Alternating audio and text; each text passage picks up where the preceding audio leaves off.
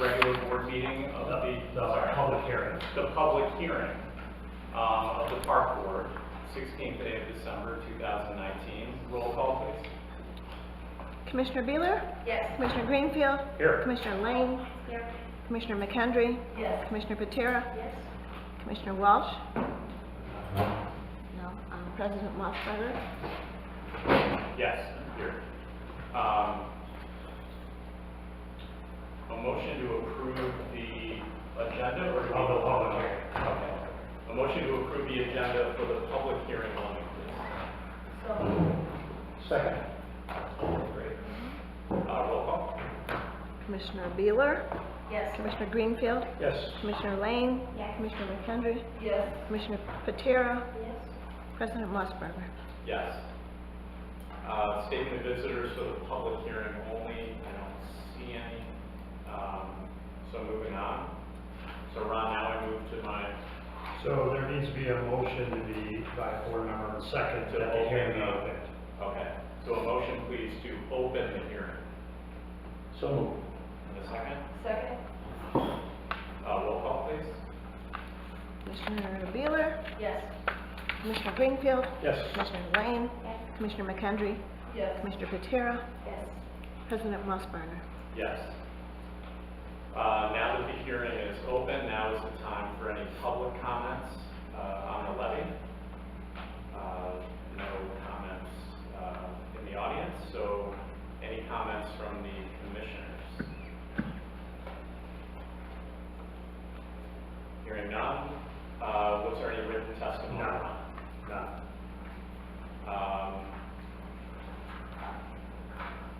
Anyone have a comment they would like added to the record? Hearing none. Can I have a motion from someone to adjourn the public hearing, please? So moved. And a second? Second? Roll call, please. Commissioner Beeler? Yes. Commissioner Greenfield? Yes. Commissioner Lane? Yes. Commissioner McKendry? Yes. Commissioner Patera? Yes. President Mossberger? Yes. All right, so the hearing is adjourned. So now, we're going to call to order the regular board meeting for the Park Board on the 16th day of December 2019. Roll call, please. Commissioner Beeler? Here. Commissioner Greenfield? Here. Commissioner Lane? Here. Commissioner McKendry? She Okay. stepped down, she's here. Commissioner Patera? Patera? Sorry. Commissioner Walsh? And President Mossberger? Yes. Motion to approve the agenda, please. So if we can add to that, the park grant under letter F. F under what? New business. Oh, new business. So can I get a motion to approve the agenda with the addition of letter F under section 7, new business action items? So moved. Second. Great. Roll call, please. Commissioner Beeler? Yes. Commissioner Greenfield? Yes. Commissioner Lane? Yes. Commissioner McKendry? Yes. Commissioner Patera? Yes. President Mossberger? Yes. Statement of visitors, there still are none. So on to verbal communications for staff. I have none at this time. Okay, other than what's already in None the in here. Okay. Any questions on what was presented? No? We'll go to committee reports. First is finance. Yeah, I just did have, I saw the note on personal training. Yes. I was not aware of that, so. Good. Came Was up it at the before last the board last meeting? meeting. It was at the last board meeting. Yeah. So they. Sorry, so we were coming into the board meeting when we were told, I think by Jim, that he had just received an email from Focus Results saying that they were opting not to renew the contract. Did they say why? I don't think so. Not And really. you called them and they didn't really. Yeah, say much. they just said, you know what, I think talking with our mentors and our staff, we just think we should not renew the agreement. Based on some of the issues that we were experiencing. I think our feeling was for now, bring it back in-house, see if we can make it work. So more to come on that. It's pretty recent news, Right. but for now, it's going to be back in-house. We did a lot of promotions, so I guess we're clearing that out, or? Well, we did not put their name in the program book. Okay. So they're not in there, which has somewhat fortuitous. Other promotions would run through the end of the year because we didn't have any contract with them beyond the end of the year. So I think we're okay. Yeah, I met with Focus Results the second time just to talk about an exit strategy. We're all in agreement, maintaining, actually Cheryl Brown, one of our personal trainer, that used to be a personal trainer, went to Focus Results. She's coming back to the Park District. Great. We have a meeting with her later in January, or early January. We might have potential for another personal trainer. I don't want to get into it yet until we have further discussions with that So individual. let's, Ron, let's add that to the strategy session in February. That's an important topic and I think a big opportunity. Absolutely. At the fitness center. So maybe spend some time before that meeting, and let's talk about it then. Okay. Yeah. All right, That sounds good. great. All right, that was it? That's it. Okay. So we're still on to you though with the finance committee. If you had any report, I know you were busy doing budgets. Yeah. So that might be it. That's it? Okay, Right. which is plenty. Thank you and your committee for all the work on that. It's the end result is, I think, a great end result. It's so much easier than our binder years ago. Yes. It's awesome. Yes. Thank you. Sam is a fact. Yes, fact. So on you, the beach, Parks and Beach Committee. Any updates? Well, we met on Tuesday, December 10th with North Shore Reclamation, and it was a great meeting. We talked about different options. What, Ron, would you want to add to that? I think that there's going to be one more meeting, I believe, to go through the priority list. I don't think it was finalized yet. I've been getting some more questions from other committee members about the priorities. So they haven't finalized that yet, so I prefer not to go into details of that. North Shore Water Reclamation District did a great job outlining their project, and it sounded as though they would be open-minded to somehow funding their project along with ours, in coordination with the village, Park District, if it all seems to work together. And you and I will call tomorrow with the village to talk about the strategy of how to approach the reclamation district. Correct. About funding options. That's correct. Yeah, okay. So more to come, but it's moving on, Would you add it's anything? moving on. No, Okay. the priorities were. Yeah. Needs to be. Okay.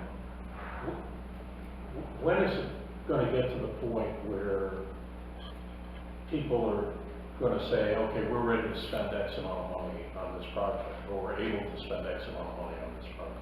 I don't think we've really, given the fact that they're still reviewing, if you can do a laundry list of priorities, what they looked at the entirety of the project. And with the last meeting, there was more open discussion about costs, but no real buy-in by anybody as to how those costs were going to be financed or proposed. I think it's going to take at least another meeting to figure that out. And I think it's going to be very general in terms of the recommendation of funding, which is up to the village and the Park District on what they want to do, pursue grants, pursue collaboration. So I think it's going to come up to this board maybe during that February retreat planning session to see what you want to commit as a board for the future of the project. But hopefully we have some information ahead of time on potential funding options. Is that Yeah. meeting available? Yeah, it's a little- for them to watch? We'd love to I do would it. create the link. But we don't Okay. have $700,000. Well, and then we also need to figure out to what level of participation, is the village and the water reclamation willing to partake in. It's one thing for them to say, oh yeah, absolutely, we're in, but when it comes to writing a check, it's a Exactly. different story. So we need to get some commitment from them so we know what our share is gonna look like for one of 3 or 4 different options, you know, the whole kit and caboodle or just a part of it. So a lot of decisions need to be made before we decide to move forward. The planning meeting would be great if we have enough information to start discussing. That would be Yeah, the idea. I think that's a good goal. All right, facilities and program, we have not met since our last board meeting. I would say the next thing that we need to tackle is the racket sports when the new date comes and goes, to see if we have any more submissions or not. Franz and I talked briefly about this, and the numbers look better for racket sports than we've seen in the past. So I think keeping it in-house is a viable option again, with some tweaks and maybe some capital participation from the members. So, you know, we may not get what we wanted to see in terms of an RFP response. That might be okay, because we might be able to keep it in-house and have that be viable. So more to come on that, but that's probably the next big thing we need to tackle. Tri-board still have not met. Friends of the Parks, they're presenting next month, is that the idea? Next month. Okay. They did have a meeting while we had a budget Yes, meeting. I yeah. don't know if you had a chance to talk to John Hirsch. So I talked to John Hirsch. Thought it'd be a good idea if Jennifer, Chris, he and I all meet. They really want to help the park district out. Great. They believe a different narrative would be the best approach. So I think to start with three of you. Different narrative. Narrative of Community how they or fundraise. I think right now they feel as though it is, let's fund things because they're broke, instead of how can we develop private-public partnerships. Fantastic. So, they were really excited. Good. So I've been working with John on the preschool playground, so for example, that one.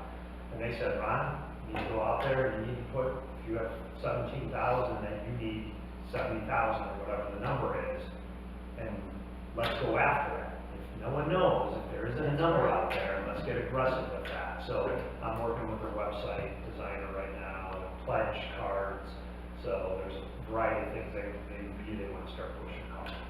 Okay. Yeah, that's great to hear. So you'll set that up for the 4th? That is correct. Okay. Do you want to share the comments? I'm sure include Franz too. Okay. Sounds great. Any commissioner? I would only have comments? 2 Yeah. commissioners, Oh, that's why. oh. She's the liaison. I'm the liaison, That's yeah. the liaison. Okay, wow. Sorry, that was the reason why I said that. Sorry, Chris. Any commissioner comments on anything that we won't be talking about?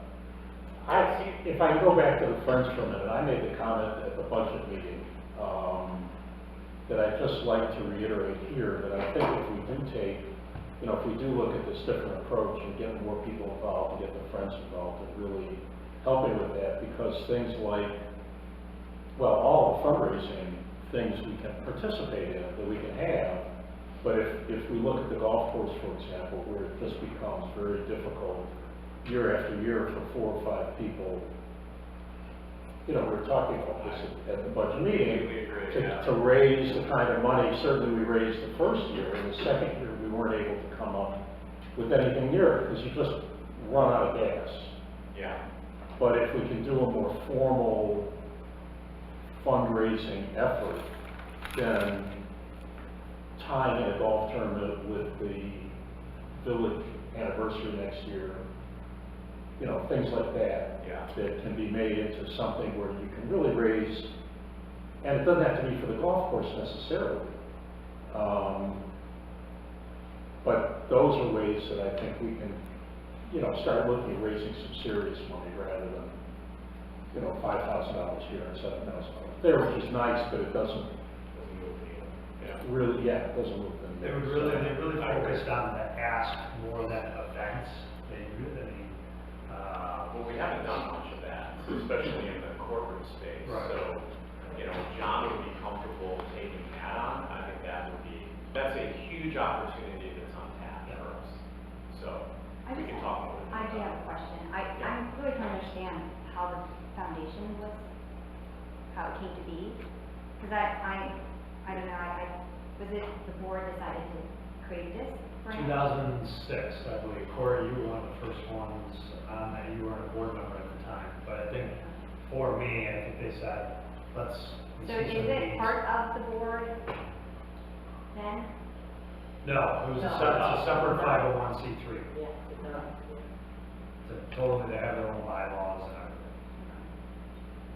So I don't know the reasons back then. Maybe there's some skate park, or maybe there's a few other items. I'm not too sure. Of why it's not kind of like part of?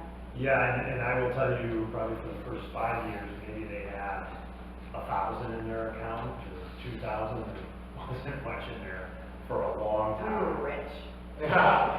So, No, we weren't. yeah, so it took a while to build. I was just trying to figure out, and I know they're trying to do that, is like create their mission and really get focused to what our mission is too, so they're both aligned. And what you were saying, maybe a more of a fundraiser and volunteer and making that change like occur instead of just being like a small little group, making it a bigger, where it's following with what we're doing too, not just kind of having its own entity, because I feel like it is so separate that it's not really, and I don't know if that's something you guys are working towards.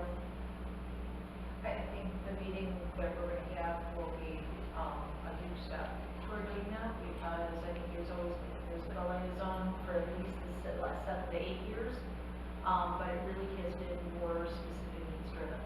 It's, the commissioners say that there is a deficit, or there's something else that's going on, or the, beach renovation or so forth, or just because some of the grants that come through, the park district needs to contribute X in order to receive this grant, and then it falls to the friends to be part of the fundraising group to raise that money.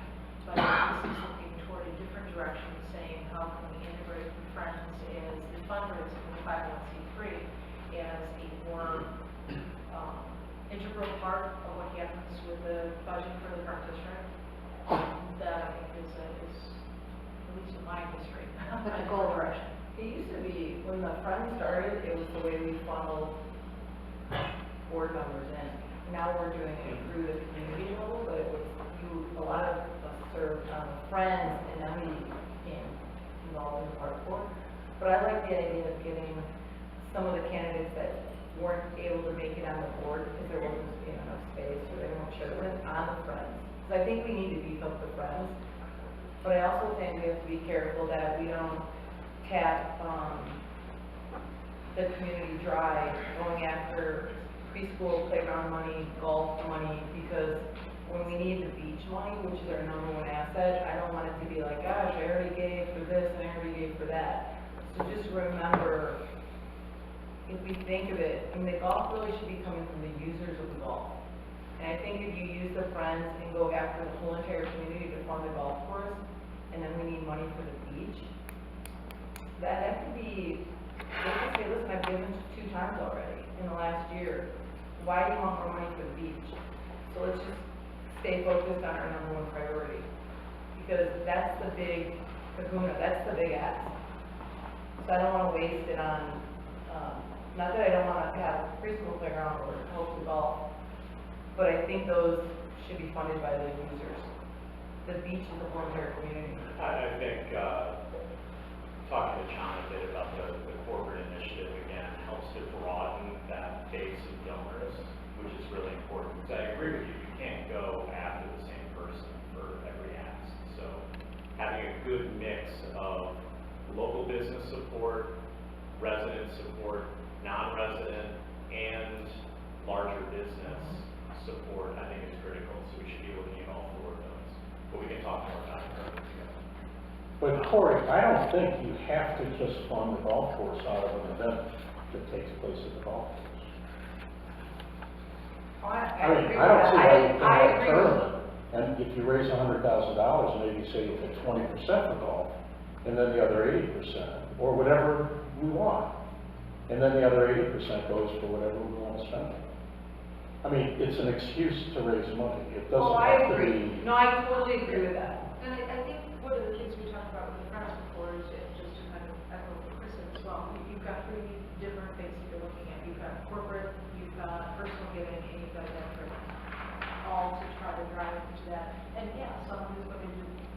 give something, get a golfer, participate in a golf event, is doing so because they like that part of it, but that doesn't mean that they can also not do a matching gift from the corporation, or maybe they're putting something into their estate plan to say that I have a trust and I want to give something to the park district. We have some very generous people do that, so those three. No, I agree with what you said. I just don't want to give a message to the friends that they're supposed to now be fundraising for the golf. That's what I'm saying. I think our goal is to fundraise for the whole park district. Period. The golf Yeah, is that's part how I of the see park it. Okay, district. okay, That's how I see it. all right. Yeah. But you use, like any organization, you know, you use kind of whatever excuse you can to get people to participate. There are gonna be some people who play at the golf tournament and say, yeah, I'll pay the $100 to play the golf tournament, whatever it is. And the fact that that entire $100 isn't going towards the golf course. So what? I agree, 100%. I just thought the other day you were asking for the friends, you were saying the golf, committee's very small. I get that you've kind of shrunk, and there's very few of you that you need the friends to now help fundraise for the golf course. That's what I thought you were saying. The effort needs to be broader than 4 people Right. that are doing all the work. I think that's what Paul was trying to say. Okay. Whether it's the friends or more of us or staff or other community Well, I members, think it has whoever to it be part is. of, But that's what I was trying to figure out, is if we could, I think there needs to be part of the Friends of Foundation should be, part of the Friends should be a group of volunteers too, not just fundraising, but also volunteering and creating a group, like a massive group of volunteers so that when you say, hey, I need volunteers for the preschool, there's a group of people that would do it. And, I mean, there was people that applied for the positions of the facilities and programs, and they said, yeah, we would be happy to, like Jenny and other people that had, applied for the position. And Right. creating a list, and they would be kind of in charge of like handling those volunteers and like coordinating them, and having them do that. And I talked to Jen about that it's, I think part of the foundation, it should be that, or we gotta figure out where we can do that, because I think we really do need to have a place for volunteers, where we can, when we need them, we have like a handful of, not a handful, but like a massive amount of group that wants to support the park district and help in any way. So if we need to have them help with the golf tournament, or for the beach, or for the preschool, we always have a group of people that wanna do it. And there are like a certain group of people, and it might be the same group, but it would be nice to have their name on that list. Right. And so I think that's a great idea, and I think the topic of giving and volunteering and stewarding those groups is something for that February meeting. Yeah, I agree. And before the February meeting, I think it's gonna be a long meeting, but it's all, strategy stuff, and this is strategy stuff.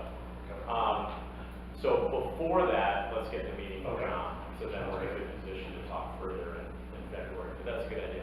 And a lot of charities do that, they've got a, yeah, then it's usually with A group. the foundation, the Yeah. fundraising part is volunteers. and some of them it's just letter writing, they do the thank you letters to donors. But you need or- people to do that. Right. Takes a village. Any other commissioner comments? I don't have any president comments, so moving on to the minutes.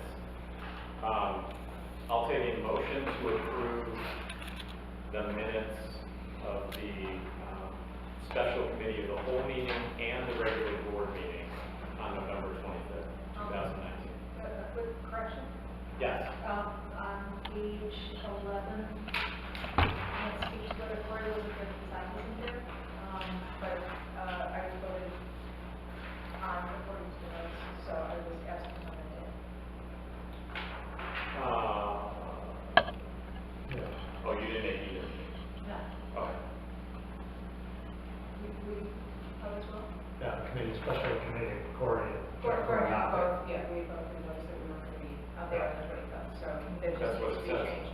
Yeah, that's a mistake. They were not there. Okay. That was the budget training. And Franz, you weren't there as Does well. that say anything like that?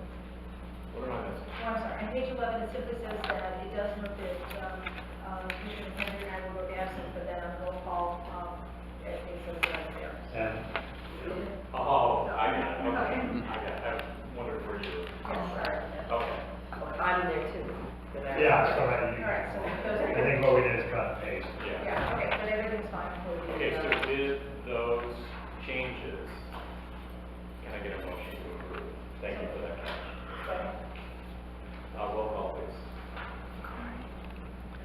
Commissioner Beeler, Yes. Commissioner Greenfield, Yes. Commissioner Lane, Yes. Commissioner McKendry, Yes. Commissioner Patera, Yes. President Mossbaum. Yes. Sorry.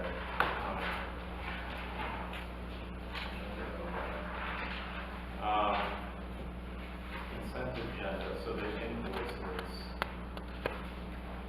Can I get a motion? Well, first of all, any questions? I think I did have a note here.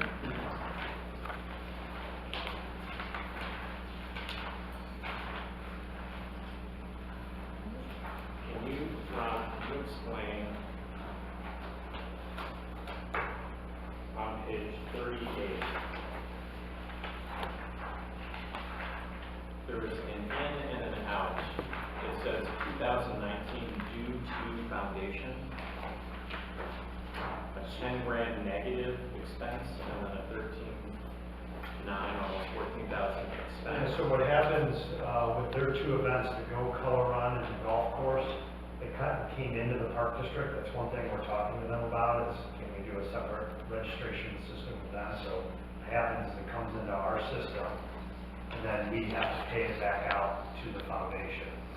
And then there's also things that they owe us from related to the clubhouse, preschool, things like that. So the large amount, I have the backup here, is a lump. So the Go Color Run, all the registration came into us. So that goes back out to them. And then there's other things related to, But these are all expenses, right? So this is saying 14 grand is going out to the foundation, And then they and close the 11 check. grand comes in. yes. So how are we making money?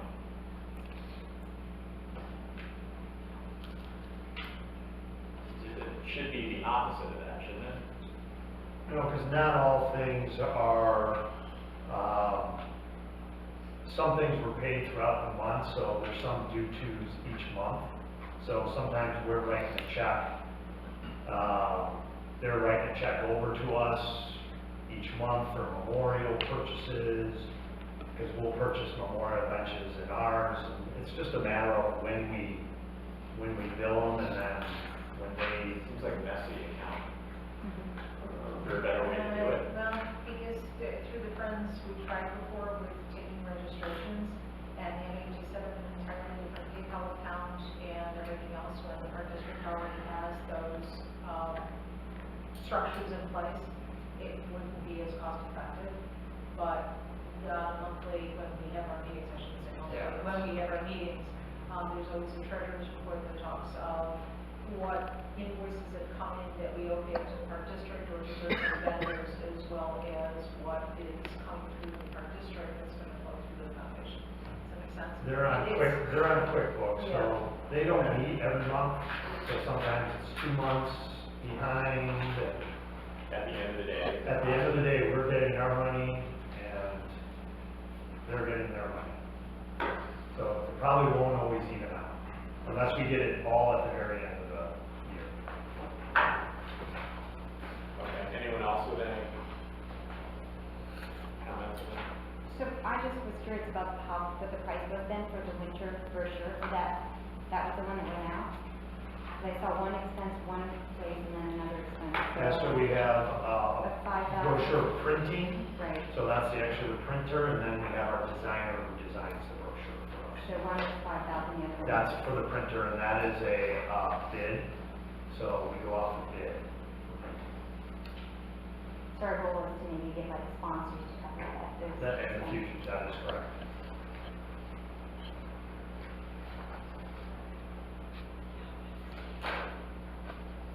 Okay, so can I get a motion, please, to approve the invoice schedules for the ACH payments for November, and then the invoice schedule for periods ending December 3rd, 4th, and 16th? So moved. Second?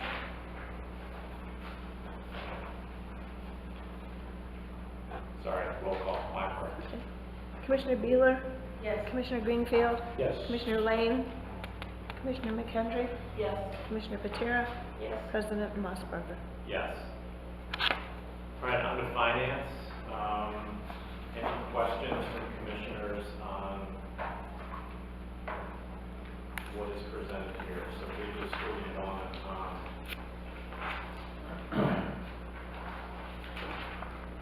I have a question, if I may. On page 45, when we're looking at the racket sports,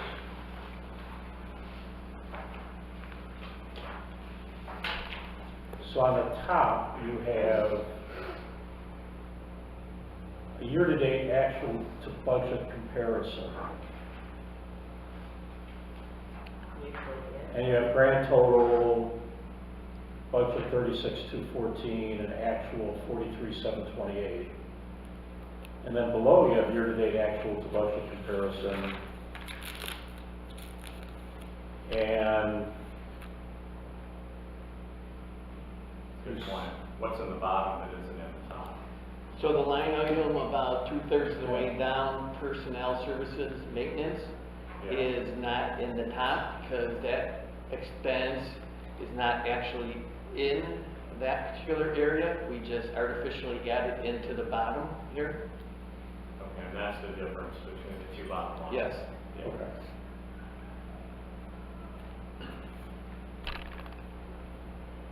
For the 2020 budget, Paul, that will be in there now.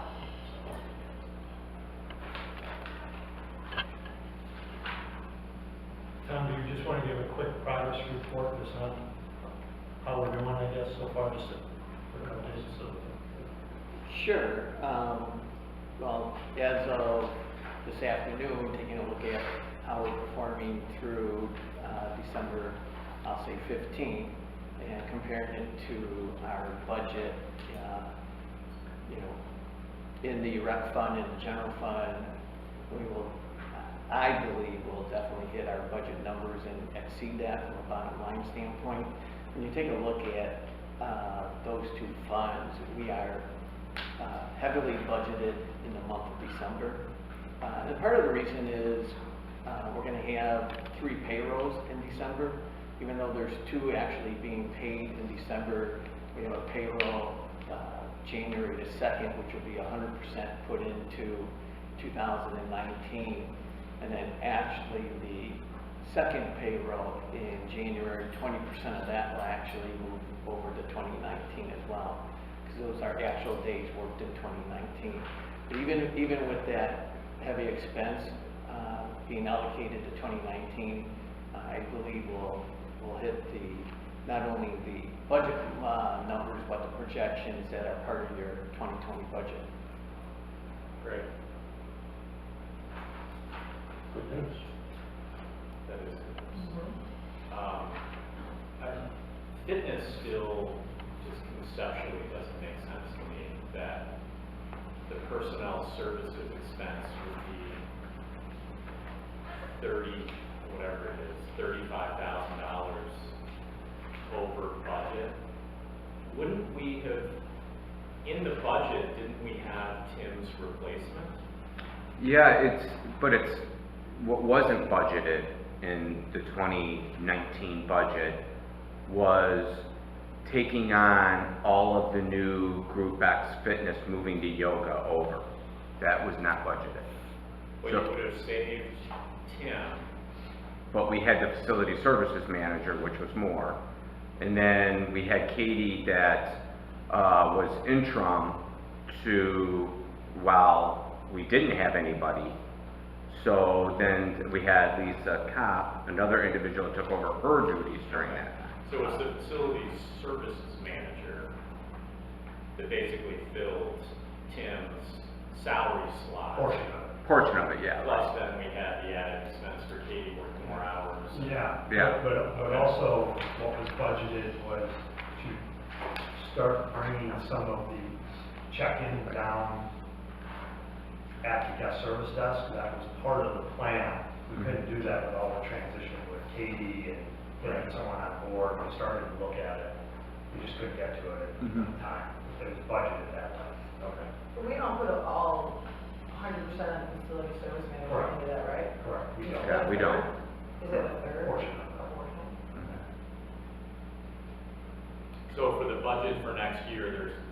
Tim, or Tim equivalent is not in there? No, we have a facility services manager budgeted for the 2020. Right. Yeah, we do, but a percentage, because our percentage goes to beach and pool. Okay. What we decided not to do is, as our previous employee left, we didn't go back to do an interim position. Jim's taking that over now. Okay. And just until we hire that, so save money to make sure. So, Do we need to accept the financials? We don't approve them, right? right, just accept So a it. motion to accept the financials, please, unless anyone else had a question. So moved. Second? Roll call, please. Commissioner Beeler, Yes. Commissioner Greenfield, Yes.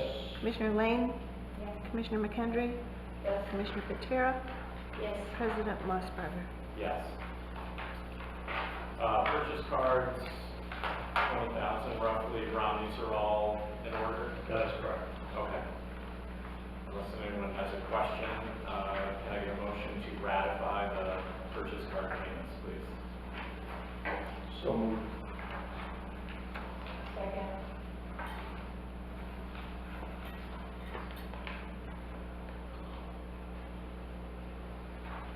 Sorry, a second, so roll call, please. Commissioner Beeler, Yes. Commissioner Greenfield, Yes. Commissioner Lane, Yes. Commissioner McKendry, Yes. Commissioner Patera, Yes. President Mossberger. Yes. Okay, so old business, so on to the ordinance for the levy.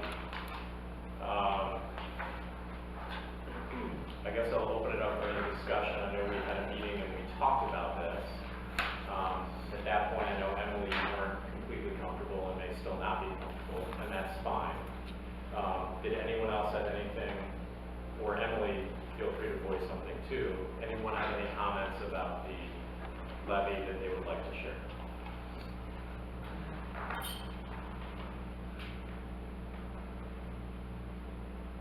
All right, hearing none, are we comfortable, well, I'll ask for a motion. Let me, Yes. if I can ask one question. So on page 57,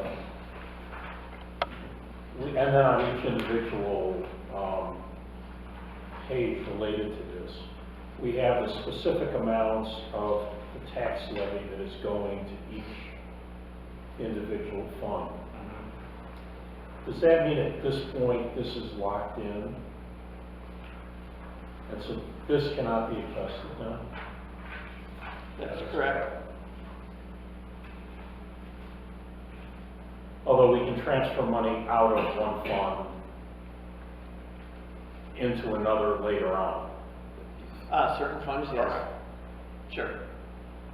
I would say most. As we're doing with the debt service and so on. We do it with rec, Capital, with debt yes. service, Yeah. capital, special rec, we do it with almost all funds. Well, right, so like special rec, you could only transfer or use that for special rec activities Correct. and expenses. There's some. You just can't Right. transfer to another fund to use for, say, special rec related items. ADA. Yeah. But yeah, once the levy gets approved and filed, then it'll go on the tax rolls and, these amounts will remain there. Okay.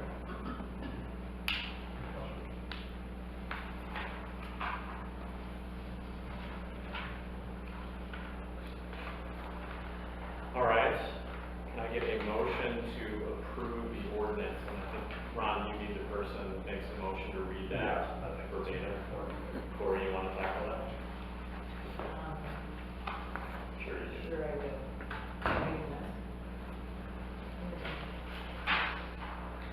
Reading this. To make a motion to move to approve ordinance 2019 F, an ordinance for the levy and assessment of taxes for the 2019 tax levy of the Lake Bluff Park District of Lake County, Illinois, in the amount of $3,203,681, which includes the CPI of 1.9%.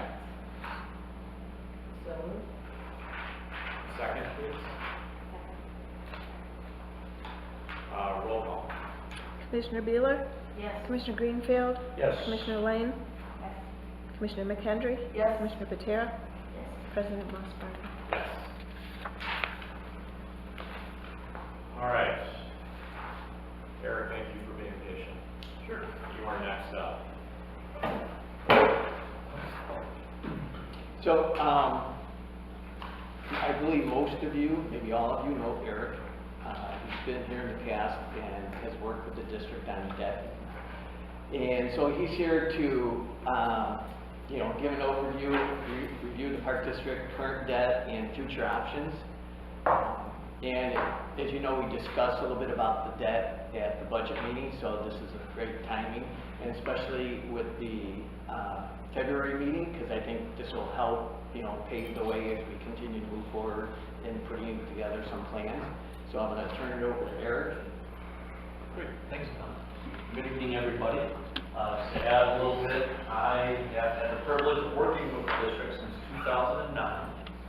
So we've done a lot in that space of time, including a referendum, including fundings, and what I'd like to do is make this a dynamic session in that if you have a question, go ahead and feel free to interrupt me and ask your question, and we'll go from there. Hopefully it's on a slide somewhere, but we're going to start off and we're going to talk about all of your types of debt. And the first one is the referendum bonds. So we have one single series as a result of the referendum that was approved. We have the 2015B. I just contradicted myself because I said we have a single series. But we had a 2015A and a 2015B. When you passed the referendum in 2000, we said, well, what are those project values going to be for? And one of the project values was for some capital projects that weren't going to occur potentially within a 3-year window of the issuance of the bonds.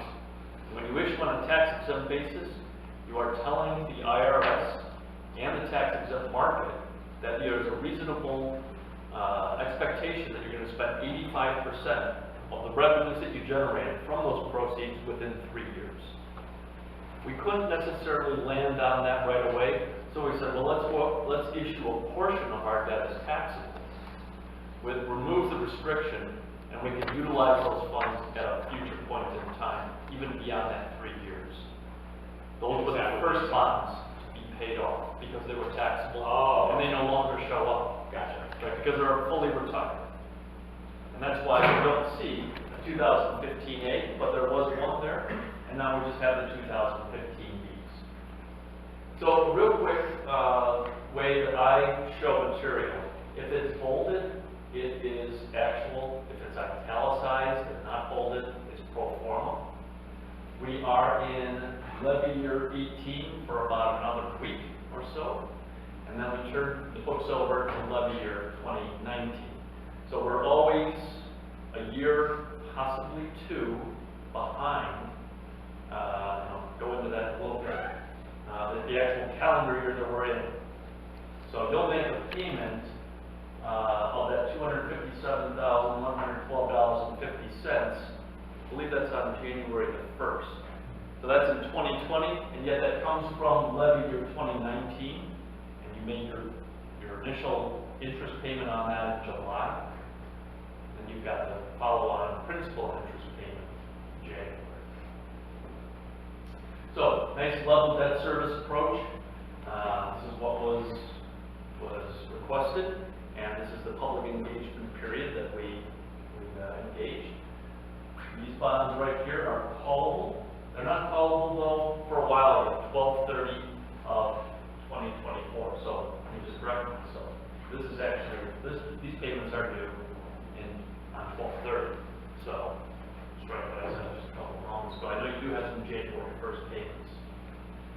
And that's our option. And that is your option. That is correct. These bonds may never be put to you. So in other words, investors can't say, oh, I want my money back now. I want you to pay me off. That's a one-way. And so you can call those bonds in for redemption on 12/30 of 24 and on any date thereafter at the price of par. Okay. Now, why is that important more so now than ever? Because the Tax Cut and 2017 eliminated your ability to refund bonds on a tax exempt basis unless you're within 90 days of the call feature. So we have to go all the way out to about, call it October the 2nd of 2024 before we can refund these on a tax exempt basis. You can refund them on a taxable basis. And we are doing a lot of that right now. Interest rates are at really close to 32-year lows right now, believe it or not. Maybe not the front end of the curve, but the back end, years more 10 through 20, are at 32-year lows. And so we are refunding tax exempt issues with taxable rates and still saving money. What's the rate on it, sir? No, I don't have that information with me. I printed it out, neglected to bring it with me. You can get that to Ron and then. Yeah, sure can. I'll get you all of those. I'll get you the nitty-gritty stats on each one of them. And how much did we borrow? That's 3.17. And referendum 15, so this is a combination of pool, artesian courts, Playgrounds, playgrounds. beach. Okay. HVAC. So this is an easy one because we know where these dollars went. Right. And one final word about referendum bonds. These are sunset bonds, meaning when this levy year 2028 payment is made, the district's ability to tax no longer exists. Correct. So you can refund this. Let's just say that in 2024 you choose to refund it, stretch it out to 2032. Just making this up, not suggesting it. You would still have the ability to tax for it. But when that final referendum bond is paid off, that tax ceases. Right? Any questions about referendum bonds? These are levies that shows up on the property taxes. Yes. So is that what, so we have a maximum of levy debt of 641 right now, that's kind of what we're levying for. Are you saying that 257 of the 641 is associated with this? Correct. Okay, and then once those payments are done, we will no longer be levying that directly, and the resident's tax bill, in theory, will go down. Yep. That, Yeah, just, just really in theory, it really is in practice. in practice, Yeah, so it has to follow along. it has to go. Lake County Clerk shows a 0 for levy years 2029 and thereafter. Present, you could refund it as, maybe that's what you meant, but. Sure. So this is referendum bonds. These are levy bonds, shows up on the tax bill. When we go to non-referendum bonds, this comprises the second piece of what gets levied for debt service. Now, your levy bonds for non-referendum is as a result of tax caps going into place. So in 1991, the district had a levy for debt that, I don't know what it was at the time, but that established what was called your debt service extension base.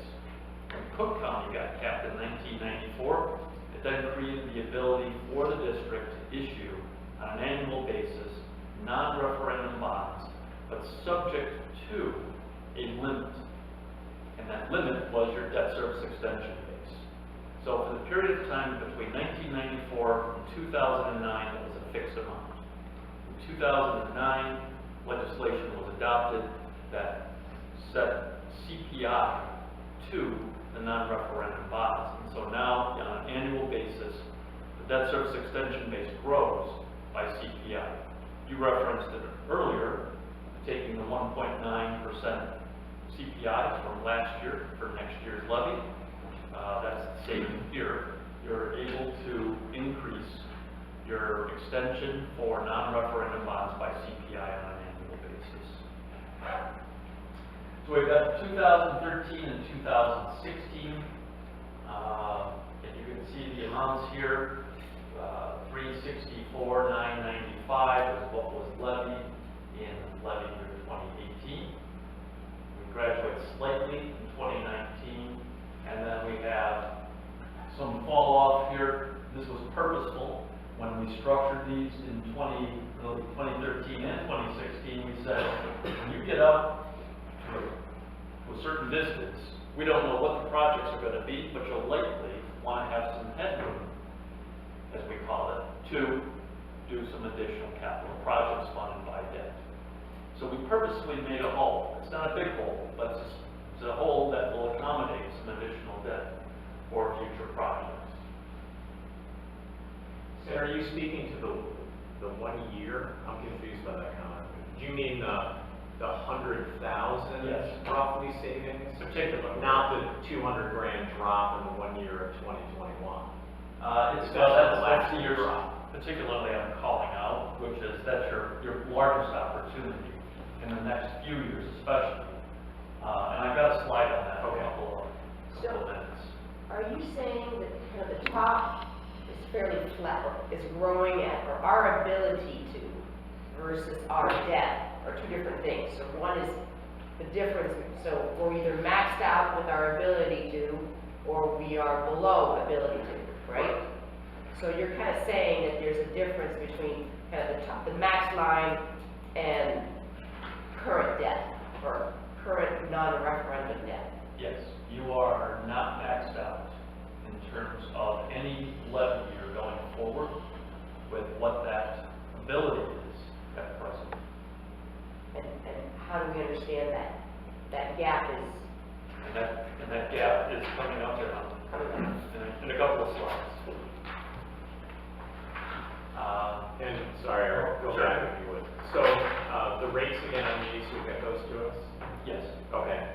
And then the use of these funds, Ron, given that we're at the end of the 2016, are these bonds that were issued, you know, and refied a number of different times, so it's hard to tell exactly what that money was used for? A little bit, 2016 particularly, Yeah. were used to refund the Series 1999 installment contract certificates, which partially funded this facility. Now, there could be a few other projects Mostly. in there, but this is Okay. predominant. 2016 would be rec center. Yeah, and And what's likewise, 2013? 2013s too. The 2013 predominance of is that- mostly rec center? Correct.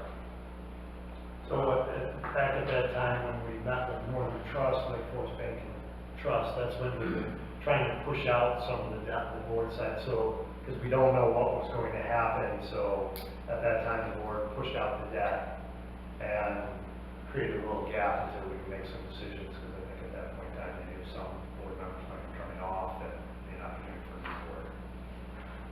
Okay. So if we go to the next page, this is the schedule for the accountant's love, nobody else. But this is your total levy debt. And so we've got the referendum bonds, the non-referendum bonds, and then Lake County also levies a 1% called loss and cost. It's for, you have a payment that's certain, and your tax collection may not necessarily equal 100%. So Lake County over levies by 1% to allow you to collect in a little bit more in case the payments from taxpayers fall short. So if you go, and you take a look at that tax bill, the amount of $628,328.58 is what shows up on the levy for Lake Bluff Park District for levy year 2018. And that's not our total debt payments, though. No. It's No, listed it's short, just 300 what grand is short, left. right? Right, that's the one that goes directly from the tax into the capital, into the debt fund. That's the direct, That's levied so it's, Levied. you levied it, you did that this evening, right, for 2019. The tax, and what the, I guess the flow is that the county clerk then will strike that rate. They pass that off to the treasurer sends out the bills, and the treasurer collects the money, and they send that to the district, and you make payment on the bonds. All right, sorry, Eric, I might be the only one not getting this, but if I go to the page, debt service funds.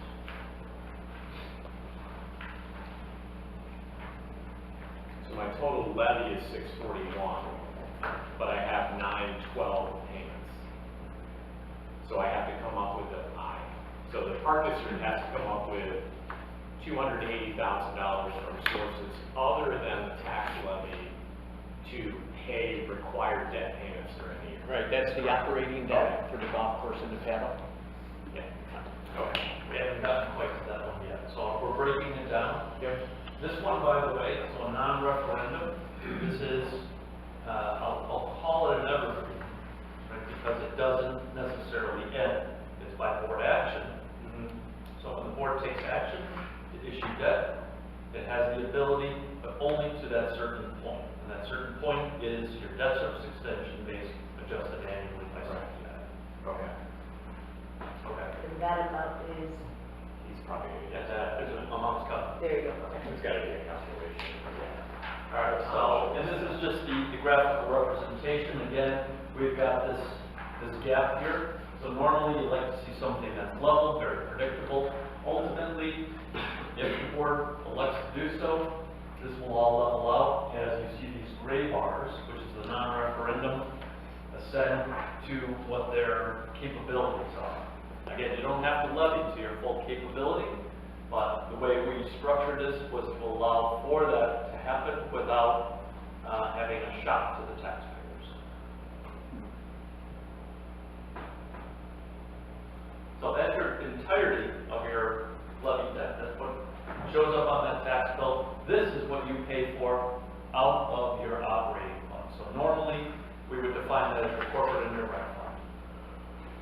And so, again, up here, these are debt certificates. Debt certificates, by their power, do not have ever the ability to levy and collect a separate tax.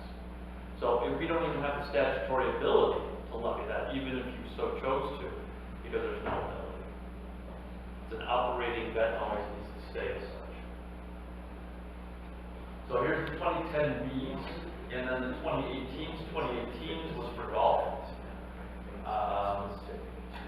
And the 2010 Bs, we actually took some of the 2010 Bs and refunded that into the 2018s last year when you had a change of control for golf. And we needed to do that, we needed to move that from a tax exempt borrowing, which was its original, to a taxable borrowing. So 18 is mostly golf. Exclusively golf. So 18 is golf. 2010. 2010B is paddle at this point, is paddle. And we had a surge tank on there too back in 2010, but that was one of the first things that we got that we paid off. So what isn't captured in here then are any of the operating leases for equipment or golf carts or anything else. So we need to kind of account for that on our own. They're not debt payments, but they're also additional operating leverage, so to speak. Correct. Okay. We just met with the auditor today, and they asked, what's your debt? And They they should. brought up, they remembered, and yeah, you typically do your fitness leases. Yeah, okay. So, Thank you. All right, so we broke down those three different components. Now let's go back and talk about non-referendum debt for a little bit. So I've already gone through the background here. So your debt service extension base was established at $327,350. When? And that was back in 1991, but you didn't really have the ability to access that until 1994 when Cook County was taxed.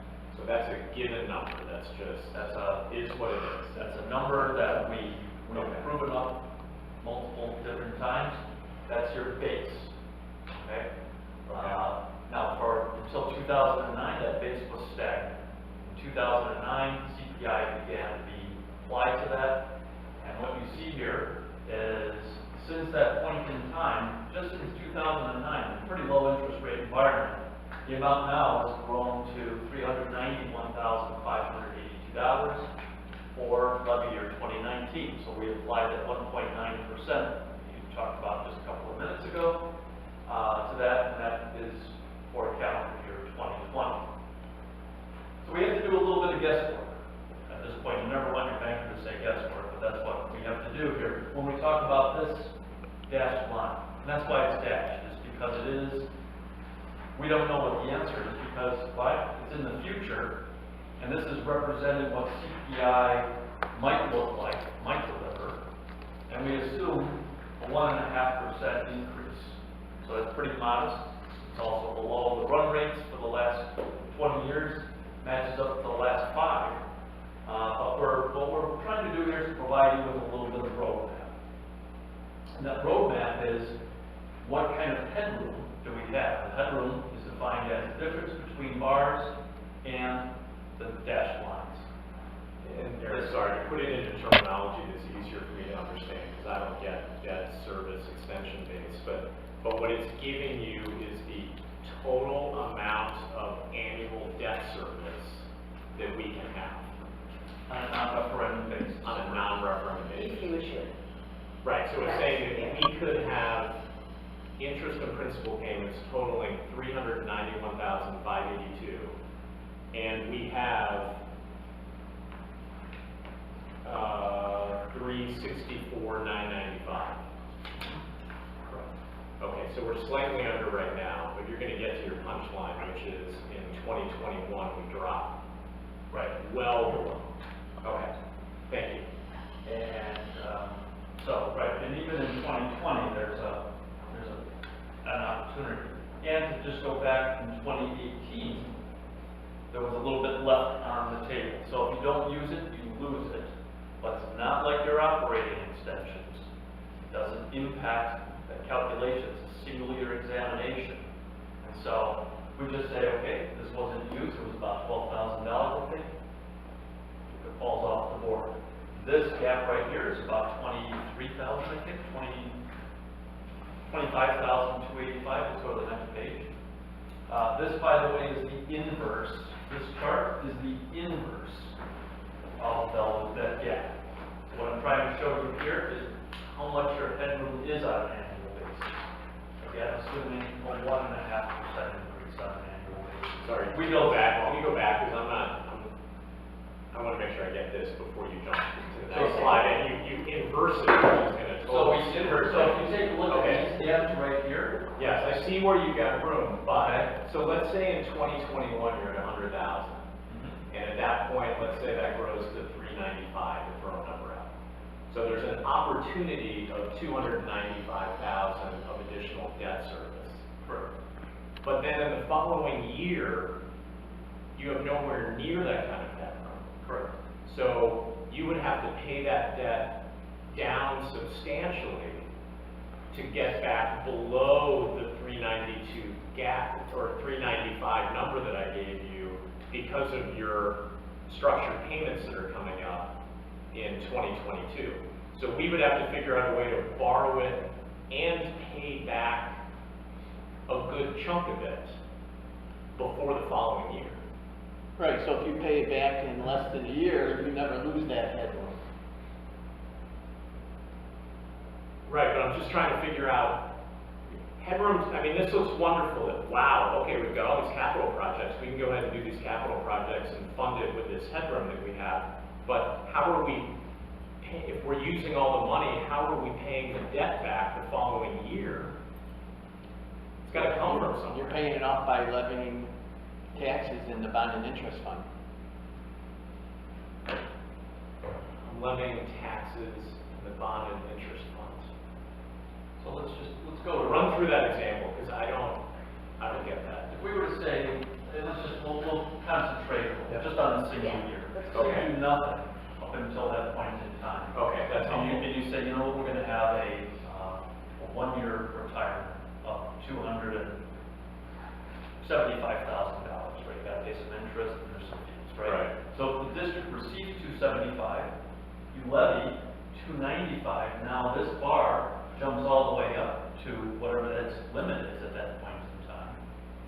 Sorry, where am I getting $275 from? I've just stated it because I don't So know the the bank, or payments. the lender is providing you with $275,000. You are then levying that value to $295 essentially. Yeah, taxes are coming in. We're able to get taxes to pay that. Sorry, because I'm still at the 395 coming in. Is that what you mean? So, You're at the, whatever the debt service extension base. sorry, whatever, let's say I was still at the 364 number. Okay? Okay, so you're- I'm at 364, but I only need 100 you only need a. for my required payments. Right, okay, so that's already been levied. Right, Okay, that's so already on file. 165 extra Late $1,000. $1,000. Okay, And you've got the ability to issue some additional debt, receive those funds, spend those on capital projects, levy for it, use the levy 265 Collect to it. pay for it. and then this bar essentially moves up to the top. Or wherever, where the board directs its taxation level to be. Okay. So, so let's go to that next page, and we can always come back. So the distance between, go back real quick, sorry. This one. One more, there you go. Which one? Yeah, there you go. So the distance here, et cetera, on the next page, is shown here. So what that does is it gives you a little bit of a different look The amount that we can, at where's our Bars. bars. Yeah, right, I mean, it's nice to see the dashed line and the bars, Yeah. but what it really does to me is it jumps up and says, where's all of our money? It's a long time from now, right? And where am I seeing that? Well, here's a little bit here. And these are some nicer amounts here. But here is where your full complement of debt service extension base is. right, Now, you can issue, non-referendum bonds can be issued for a period not to exceed 25 years in duration. Project's got to support that too. You can't be paying for something that you no longer have use of. No one can do that anyway, but point is, I'm showing this on a 20-year basis, because that's more typical than what you can see under retirement. But this estimated headroom, and again, it's estimated, is about $5.5 million over the next 20 years.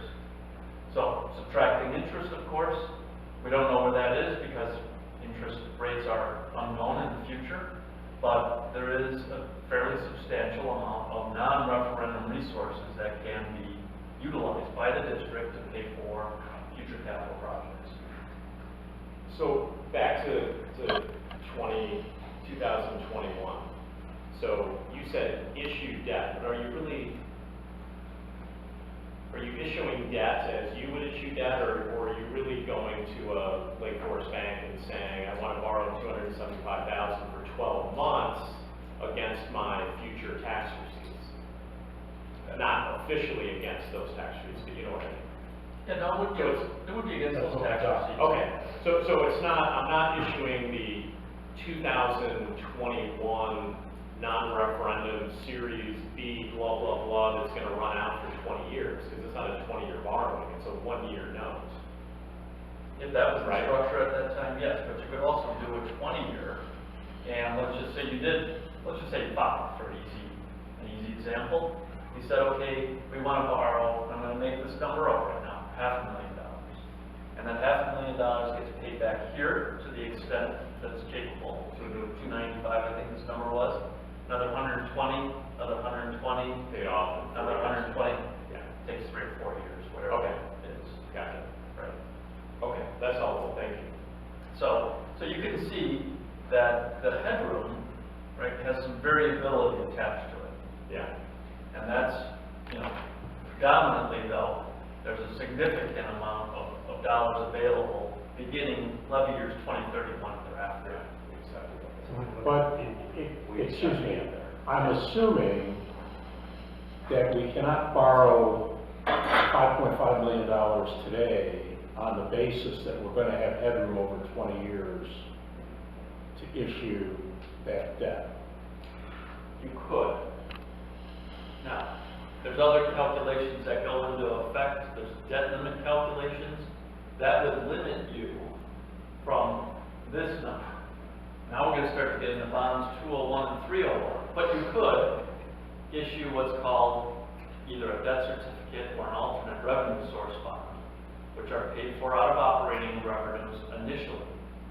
However, you could use non-referendum bonds to pay off debt from operating notes. So, many park districts do this. We usually, the driving range is the alternate revenue bonds. Sorry? The driving range. The driving range, kind of alternate revenue bonds, but you're not taking those and refunding those with, That come out of operation.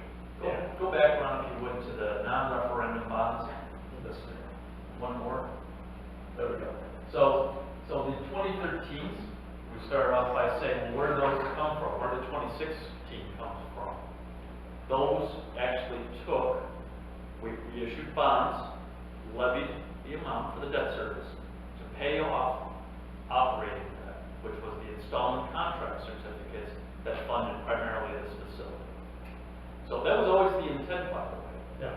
When you issued those bonds, they were never to be paid from operating debt, they were always to be repaid from what we call rollover bonds, or limited bonds, or non-referendum bonds. If I say those three words, they all mean the same thing.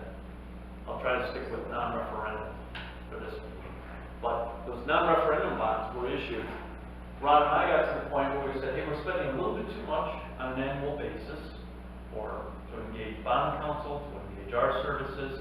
Makes sense for us to take as much as we can of the Northern Trust note, as much as we can from the Lake Forest Bank and Trust note, and refund those, which is what we did here, and then again here. So we no longer have any operating debt associated with this facility. We've essentially converted it all to non-referendum debt, when we have the ability to levy for it. Okay. So, okay, so, I just talked about rates being 32-year lows. So we go through and do a lot of refunding analysis on a regular basis, share with the district our findings. When we got to last year, by the way, we said, hey, the 2010Bs are refundable for debt service savings, but we're not going to refund those because you're currently engaged in a discussion surrounding golf. Yeah, well, Above the top, right. So what we didn't want to do was to refund those, enjoy debt service savings, and then have to refund them again to turn them into taxable, if that's where it went. We said, let's leave those alone. Let's not touch those at all. We're glad that we did, because we would have had to touch your money twice, and that's expensive, doesn't make any sense. So that's why we had those ongoing conversations. Hey, what's the future looking like? But here, I mentioned before, we're refunding lots of tax-exempt borrowings with taxable rates. The 2013 bonds have a call provision of 22, which is 1/1 of 22. That's still a couple years away. Doesn't qualify for tax-exempt treatment yet, but if you were to, and this is from last week, we have had a little bit of increase in rates, but if we would have gone to the market last week, for example, you would have saved on a net basis about $159,000. Organized as it's shown right here. So this is what's called a pro rata funding, meaning this number, the savings, is pro rata to the amount of debt service. So smaller in the years where we have less debt, and then when we have the largest debt right here, that should generate approximately the largest value. Everything's denominated in 5,000, so it's not perfect. And Eric, this is true net savings, so after any fees and costs, attorney, whatever. Right. Okay. Subject to change on a daily basis. Oh, sure. And I would say that's already a little bit lower Right. based on what we've seen in the marketplace the last few days. so Eric talked about, we were talking about taxable bonds. If we were to look at a physical therapy type company here at this rec center, because right now they are non-taxable, we would need to make this taxable. Correct. Because working with Chapman, or bond council is similar to the golf course, bring a private entity into a public recreation space. Right. Same thing with paddle. We go into, and that's why we also held off on paddle doing golf course, was because we didn't know at the time which direction we were going with paddle. So if we decided to do maybe some private entity, depends on what's said, that would be something we'd have to take a look at with paddle. Right. Okay.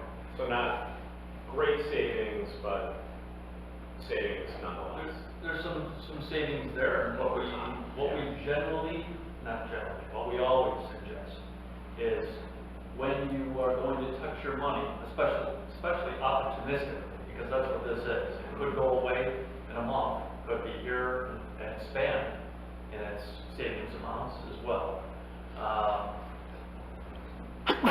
What's the future looking like? What are you going to use? Are you going to utilize any further non-referendum bonding power? Because what we'd like to do is to combine issues. So if you were to say, this looks good, but we don't have anything going on right now, maybe what it's best to do is to wait so that we can both understand what our borrowing requirements are in the future, as well as how is that going to be structured. So we could engage this, but we might say in a year or so, if you're ready to issue some additional debt at that point, boy, I wish we wouldn't have touched our money that way and organized it that way, because it doesn't fulfill what our policy goals are moving forward. Right? I mean, our policy goals are, your policy goals do have some limitations, right? In terms of your ability to levy a tax, it's capped. But nevertheless, you might say, hey, the way that that is organized is fine. We might like to reshape that a little bit. Interest rates are at 32-year lows. Let's go ahead and extend it out so that we create some room in the near term so we can access some capital. Or conversely, hey, you know what, we don't have anything going on for the next few years. Let's go ahead and collapse that debt, pay it off, and then we've got future opportunities for the 5-10 years out. Lots of different ways to do it. Well, it's hard to plan when you've got the unknown rates. So That's right. You know, in a perfect world, we would wait until 2021 to capture our great headroom, is that what you call it? The headroom, and then also your call provision for $3 million. It'll be down a little from there, but $3 million in January of 22. So if there's some way to combine the 2021, the call feature, and put all that together, because we think rates are going to be the same then as they are now, great, let's just wait and do it that way. But we don't know that. So does it make sense to go through all of this for that savings? Maybe, maybe not. Well, this we can't refund till 2022 anyway. No, you do this. No, right right now, now. we're showing this as taxable right now, a taxable refunding. So you're correct, you can't refund on a tax exempt basis until then. You can refund it at any time now using tax rates. We show this just to show, you know, hey, I haven't been before you for a while. I like to have an annual review with boards, and this is the annual review. A lot has changed in the last year. Remember, the Fed told us they wanted to raise rates 3 times this year. They wound up lowering them 3 times. So Tom and I feel it's best to wait this time until we really know what we want to do. That was, What we want to do when? well, any of With the our projects, the beach. 2020 headroom? Well, I think in February, the planning will have an idea, then we can put together a financing plan. As far as when, you know, I can't answer that right now, but we want to do it so it's to the advantage of the district. As Eric said, you know, trying to combine a couple of issues, that, you know, that would be great. So Eric, thank you. So in 2020 in January, you mentioned that we're making the last installment payment for 2018. How do the numbers work? So when you say we have an opportunity in 2021 for about $275,000, is that in 21? Is that in 23 paying the 21? Is that late 21 to early 22. okay? And then when does the debt service, the DSED, when is that adjusted for the CPI? Is that adjusted January 1st? Is that adjusted at the end of the year? January the 14th, So it is CPI the end of for the year. calendar year 2019 will be announced, and that will be for levy year 2020. Right. Allocation. Okay. So that's always a big day, you know, like, Yeah. So it's really, it's not January 1st of 2021 where we have the opportunity. It's really January of 2022 where we have the opportunity. Well, it could be the typical time for park districts to issue is anywhere from November 1st to February the 28th of that preceding and succeeding years. So, for levy year 21, you would want to have that done between November 1st of 21 and February the 28th of 22. Okay.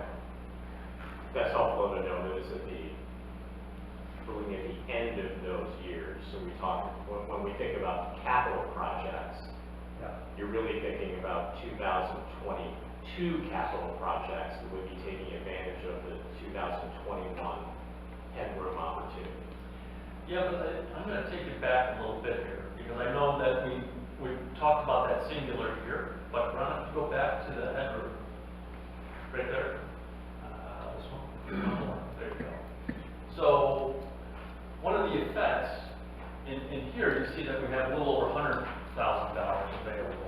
This year, levy year 2019, $25,000, not too much. The next year is $100,000. A little over that value, 110. Yeah. And that's, a number we're not firm on yet because we don't know what that CPI is going to be. Right? So we're going to work with that number.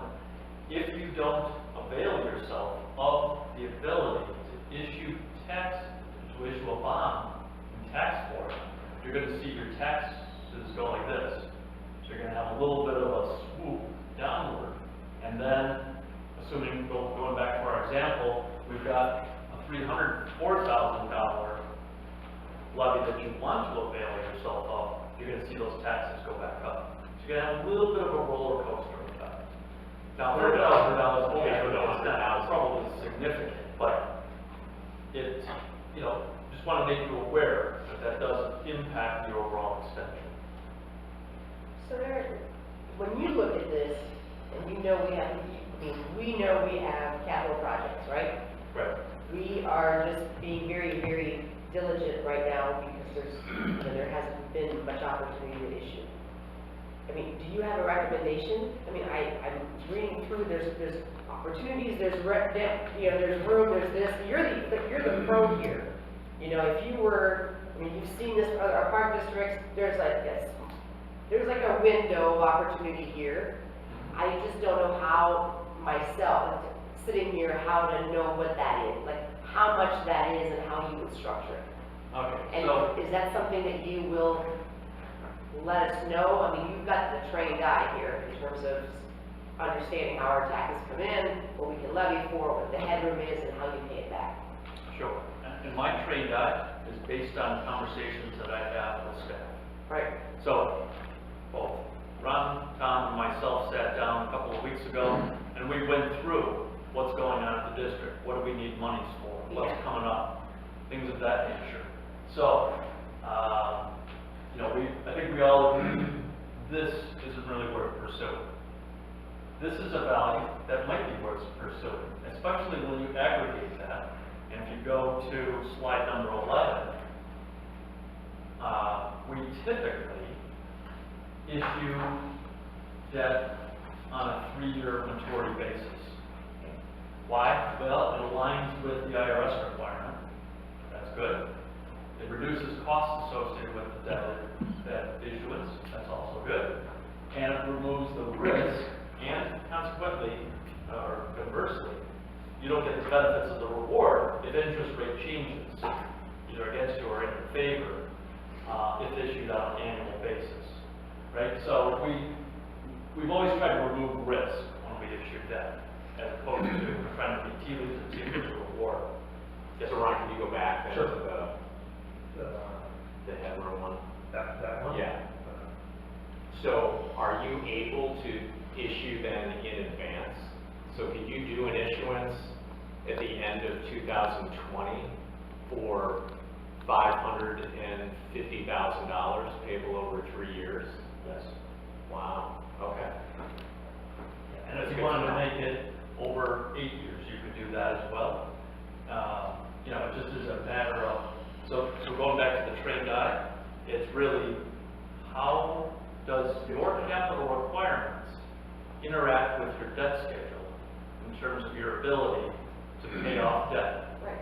And It doesn't how interact long does with that go? ours. And then what's the policy making of the board to say, hey, you know what, yeah, we need $1 million, but we feel uncomfortable going out however many years that might be, so we'll scale that back. Or, no, this is a great time to issue. We have a favorable bidding environment as well as interest rate environment. We're gonna go for it, we're gonna go for it. In your experience It's not with really other- a discussion tonight, I don't think, but In your experience and your experience with other park districts, typically, do the park districts all take advantage of this? Or is it a mixed bag of take advantage of it or reduce the levy Take advantage of issuing debt? under these caps? Yes, Most would take advantage of it? yes. Yes. What is the current cost for that kind of debt? the current cost in terms of rate. Yeah, interest rates, yeah. So interest rate, 3 years, we did one exactly today, and it was this was non-rated, okay, because of the size. It was 1.82%. Crazy. So, now we also represented somebody who issued 2 years, a little bit better credit, and their rate was 1.30. So, it is a pretty aggressive environment out there in terms of interest rates presently. And what I would suggest is that, if you get to next year and you're desirous of moving forward for whatever the amount is, let's just say we'll go back to the 3 years for the easy example, 500, and at that time, we would be able to consider the refunding piece. Now, hopefully that still works. Maybe you could generate even more. But that way, you can take and shape the entire transaction, knowing what you're looking at least for the near term. And the near term might be 3 to 5 years, maybe 10 years out, but it gives you a better chance to examine all of the attributes of your debt profile. We've talked about not taking advantage of the 25,000 because it's not worth the effort and probably the cost of going through. But if you can issue the debt in advance of the future levy, why not? You could, as an option, go ahead and do it right now to take advantage of where the current rates are, lock the rate in, remove the rate risk, and do 25, 110, and 304, and set those up on, say, a 5-year repay or a 6-year repay. Well, Wouldn't that be an option? This would be a 3-year, as you define it, it would be 3 years. Or fine, doing 3-year, the other advantage of that is that then gets you to 2022, which is when you have the option to refund on a tax exempt basis that $3 million in non-referendum debt. So it kind of ties in nicely with that opportunity. Sure, you absolutely could. If you desired to take advantage of that, the debt service extension based for levy year 19, you could issue against that. Right now, you have to do. But I'm saying levy against 19, 20, and 21. Yes, right. Okay. But in order to affect levy year 19, Yeah. February the 28th is the last day that you can We'd have to hustle. put that on the faucet. Which is So I fine. don't know how that works, but I would say, let's not just skip it without further analysis. Because who knows where rates are going? I don't think they're going down. So I hate to be in a position where we just defer it because it's only 25 grand until November of next year. And now we're faced with rates being a point higher, and we could have done this all at lower rates. And that's why we wanted to bring them out today to, if we're going to make some decisions, we would have to start the process with them. They're called binding hearings, and we have to hold probably now board meetings at the end of January, but some special meetings published, we have certain requirements. We're fine with that, but we want Is that dollar amount large enough to issue debt that's gonna be on the low side, right? Or is this more bank financing where we should go to a local lender and take advantage that way? Well, we would go to the local lenders on your You would? behalf. Okay. We have regular conversations with lots of different banks that are both local to the area and have a national platform, but are local to the area as well. Okay. JP Morgan Chase. PNC or? Yeah, sure. Yeah, okay. But yes, if you desire to do that, if you go back to the page 11 again, Ron. So prior to issuance, the district must first determine if you've got any statutory restrictions that might influence the consideration. None that I know of. Annual debt service test, right, well, we already saw, we've got that headroom. Then you have to define the project's scope and cost, so you just can't borrow on a tax exempt basis, you have to define the projects. Now, they don't have to be perfectly defined, but We have. within general reason. I don't think there's a But problem there. But what happens if you don't do the project? If 2 years later, 3 years down the road, we say, you know, we really don't want to do that project? Then you have to, I'm assuming that you would repurpose those funds for a different project. The IRS doesn't want you overburdening the tax exempt market by issuing tax exempt bonds and not utilizing it for tax exempt projects. While we're holding those funds, we can have those invested? Yes. Correct. So you're saying the gross rate might be 1.8%, 1.7%, but then we would get whatever, 1% or something. You get about 1.5 right now in treasury. So it might be pretty close to a wash. It's gonna be pretty close to a wash. For the time that you're holding the funds before they're Right. expended on the Right. project. Yeah, that's, But then in 3 years, we can determine, well, we want to refund other bonds, and then we can repurpose the new bonds to pay down the old debt. Is that accurate? the new bonds will be paid off. You could reissue another set of bonds, so in that 3-year period of time. Remember, you're borrowing this one? So let's just assume that you issue 3 years worth, so we strike these, and then in 3 years, you have the ability to come back and issue a 1-year, or 2-year, or 3-year, or 10-year, whatever the board desires at that time. I want to clarify something though here. We have to use those funds if we were to take advantage now of the 25,000 at one time within 3 years. the 3 years. So we would have to decide how to use those funds in 3 years. That was part of our concern. There's issues out there. I mean, we know that, but we didn't have any dedicated saying, hey, this would be for the beach, or this would be for this. And so that's kind of where Tom and I are struggling a little bit to come with a recommendation, say, hey, let's go issue. You might have said, well, what is it for? We'd say, well, something on the capital plan, but we don't know yet. That was our only challenge with that. Well, I think in that time frame, if we decide to do this, we would have to get very specific, very quickly. That's exactly right. What are the priorities in that capital plan for $435,000? Yeah. If we did 3 years, I mean, we could do Yeah. less or more, but Sure. yeah. Okay. And then we do have to be able to pay it back. Well, we You pay don't that. have it, You you don't don't have have We have to. Yeah, okay, but I mean, at some point, in theory, It's all tax versus operating, so. And it's not increasing tax. Not that we're ever cavalier about A taxing little bit, 'cause bonds right now it's going down. versus operating. Taxes are bonds. yeah, I understand, you can keep it going, but. Sure. If, Taxes are going down a No. little bit. We'd have to reduce For their- the residents, the taxes are going down a little bit because we're paying it down, right? The tax, so on an annual basis, your tax bill generally goes up a little bit, and that's by CPI.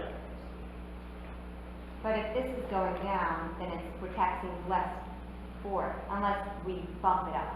Yes, But if you correct. pay it all down, then you wouldn't be taxing, you're right, say Residents in 2000, you're just keeping the tax up high. 2021, correct, you're keeping it at the same level that it is right now with the slight CPI adjustment.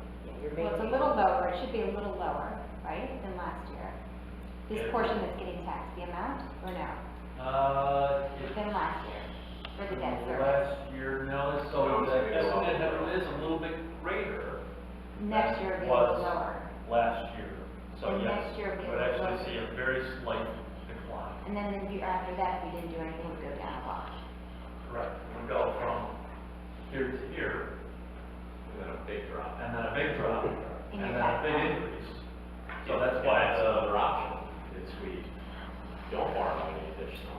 But And the then problem, tax savings. as we've talked about, is you get this roller coaster where, you know, the taxes go down, and then the next year you're increasing them. They go up quite a You're bit. tripling next them, year. almost tripling the debt. Levy for the debt. And then you're gonna have, you know, I mean, then people are gonna look at their tax bill and say, you know, wanna know what's going on. and don't forget about the year before when they went down. Right, so we've got some But work to then do also- here, but I guess Well, I don't wanna. I'm a taxpayer, I want to Check it out. We did just our initial recommendation, that's why we wanted him here, because we were struggling with the 3 years. Quickly, before Eric and I started, the Park District was always doing 1 year at a time. So, and they were using a local bank at a time, so, when Eric took a look at all our debt at the time, he did a good job saying, okay, you can go 3 at a time, capture the rates, and at that time, so, So Eric, when would you need to start that process if we decided to issue something in February? So as, there's a couple of requirements. One is you have to hold what's called a buying up hearing. So lots of acronyms. So we got D7, buying up is the Bond Issuance Notification Act. It's part of tax caps. And before you issue non-referendum debt, you have to hold a hearing. And that hearing is a couple of minutes long, very similar to your levy hearing tonight. And once you've satisfied that, you're able to issue. You could conduct the binding hearing, you can call for it via executive order. So you would have the ability to call for it as your, it's basically your powers as board president. And then you would hold that at your January meeting. You have to wait 7 days after that hearing in order to sell bonds. We would assume that would be your February hearing, although I don't know your February date is when. fourth. Late in February. It's late Yeah, February. February 24th. But we could hold a special meeting. So We can hold it as long as it's not on a holiday. Yeah, right. So February the 24th is still okay. It does snow in Chicago. We never liked that, and Lake County Clerk's office has shut down for 2 days. It's been doing this 26 years. They shut down 2 days in a row 1 year. So it would either be that the board calls for a special meeting, maybe the week before, to give yourself a little bit more comfort, or we do a little bit of rolling of the dice and say, hey, February the 24th, we've got every confidence that we're not gonna have to go all the way to the 27th. So our side of it seems fairly straightforward. What about your side of it? How much time do you need to find the provider and So we go send through that out, process? we would send out a term sheet with the borrowing as defined, whatever the amount is, and whatever the term is. We'd send that out to your local banks as well as the national platform. We typically get 4 to 5 bids on that. And And don't you we have no- typically give them 30-day lead time? We give them a 2-week lead time. 2 weeks is it? That's plenty, that's more than enough. Okay. They actually don't want it anymore because they'll forget about it. So you would need to know from us, say, by the end of January. I would need to know from you probably more so the beginning of January because that executive order has got to be created, it's got to be published in a newspaper, not less than 7 or not more than 30 days prior to the hearing date. Okay. So I can supply Ron a calendar that you can circulate that shows you when things would have to be done. But we would need to get going pretty much. Again, I'm not gonna say tonight, but very, very promptly. Okay. All right. So you do these meetings every year, or you do this? You Do you have this meeting every year, where you come and you present this information? I generally like to, right, especially in periods where you are developing plans. So whether it's just a 5-minute, hi, here's rates, here's your opportunity, or here's your restrictions, and I go. Or we can go to more in-depth analysis, whatever the pleasure of the board is, I'm happy to do it. So were you here last year? I was here last year, but that was for a specific purpose, and that was for golf. Okay. Right, so we didn't take up the matter of non-referendum bonds, because we had such a modest debt service extension dates, both this year and next, or last year and this year. And it really it wasn't our focus at the time, but really more talking about, let's get the matters associated with golf done. So, but yes, I certainly, can meet here as often as you wish. Just seems like a rush, like if it was today, it seems like a rush of information to make a decision so quickly. We normally would have brought them out in November Okay. and that, but it was with all our meetings and all that, just trying to figure everything out. So normally it would be October, November. Yeah, normally it would be an October time issue. So if you want to go to page number 12, Ron, here's the opportunities for you. You can issue a new amount of bonds in 2020, having a 3-year maturity. Issue an amount of new bonds in 2020 along with refunding that debt.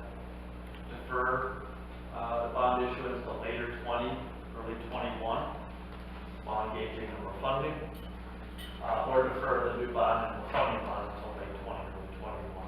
And there's probably Tons of other options. there's more options. Exactly. It's really a pleasure to put all down. But you have the ability, back to the point, you can go now or you can go later, whatever you desire. Great. So, That was all really helpful. Thank you. you're welcome. Yeah, time well spent. Anyone else have anything for Eric? Eric, you are so smart. I can't even stand it. I forgot how uber sharp you are. That's the only thing I do, Corey. I know, but this is It's crazy. the only thing, But for I want 26 you years. to, I just want you to say, like, this is what I would do. Because you've been so great ever since I've been on the board at giving us good advice. And I trust, like, I love this little team right here. With Tom, Chris with his banking, Ron with his experience. Can't you just say, like, do number 3 or whatever? Can't you just say, this is what I would do? Well, I'm here to provide information so that you can make policies. So, I'm more than happy, if it were me, I would say, and you wanted to lock in some of those interest rates, go ahead and do it right now. So you like Chris's idea, do it Yes. before February, Well, or the deadline? again, if that's. He's in the business keeping of without reducing risk for his clients, and that's a big part of my business too. So, if you issue them now, you know what the rate situation looks like right now. You don't know what it's gonna look like years from now. You got an election coming up, if something happens, there that the market doesn't like, rates could be extremely different at the end of 2020 into 21 than they are right now. So you got a known, you can plan around the known, it's hard to plan around the unknown. So why would you say we could either do it by the deadline in February or wait till November? Why couldn't we do it in March? You could do it in March, but you can't affect levy year 2019. So that $25,000 levy, we wouldn't be able to capture that. Right, but I'd be okay with that, and just do Yeah, the it's not 3. the end of the world, but I mean, I don't see a big difference between February and March. And then Ron's we're not rushed. Well, if you do it in March, for example, then we have what's called a loaded levy. And what is a loaded levy? It's a levy that has more than 13 months of levy attached to it. So, can you go back to, keep going? Right there.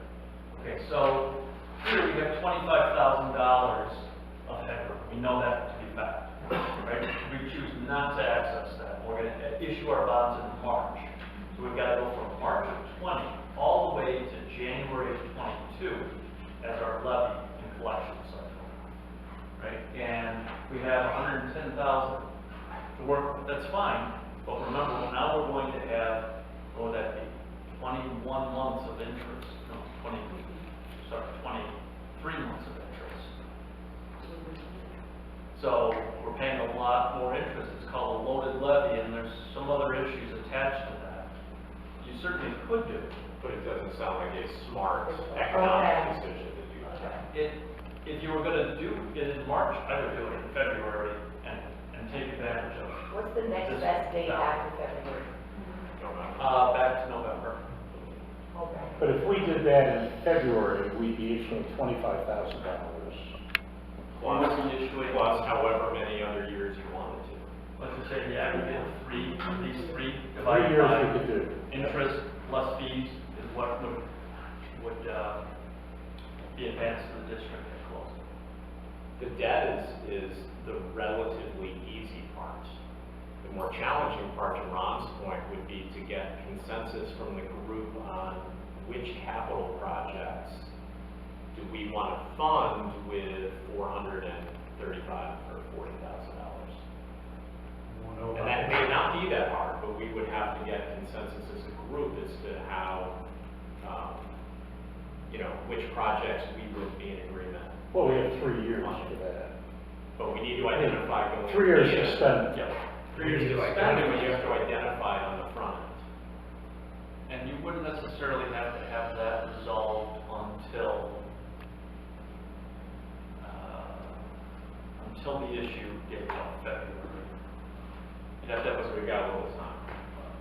a reasonable expectation that you would spend the funds.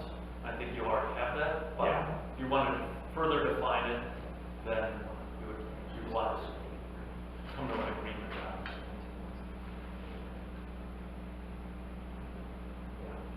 Great, Eric, thank you so much.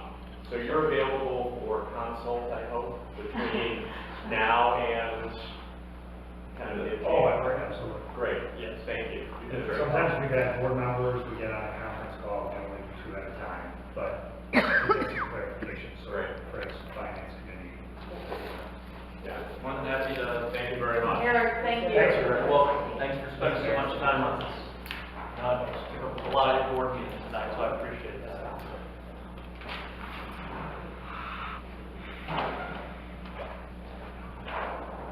Thanks, sir.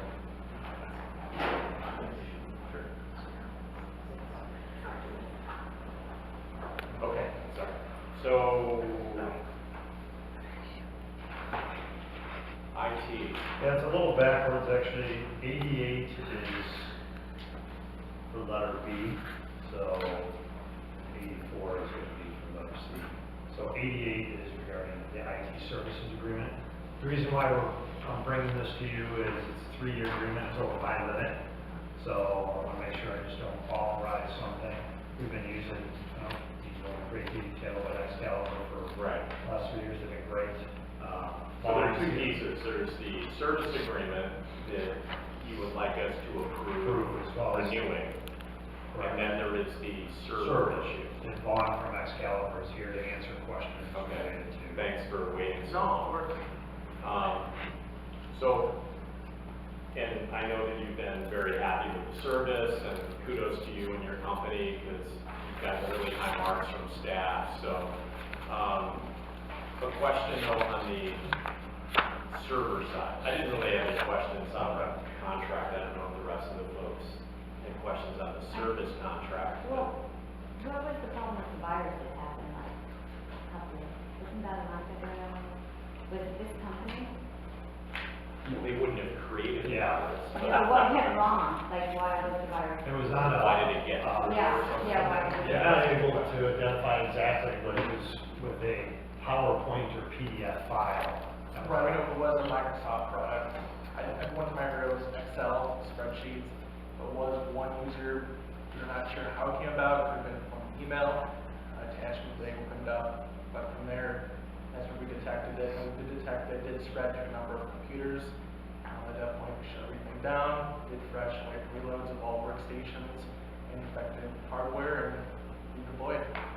Do you ever do, I have this in my office, and I think it's fairly effective. Do you ever do training for employees where you send fictitious emails out with attachments and then get responses and see how many people are doing the wrong We thing? actually, about 2 weeks actually prior to the incident, we actually sat down with Jeff and we planned out and actually initiated a phishing campaign. Yeah.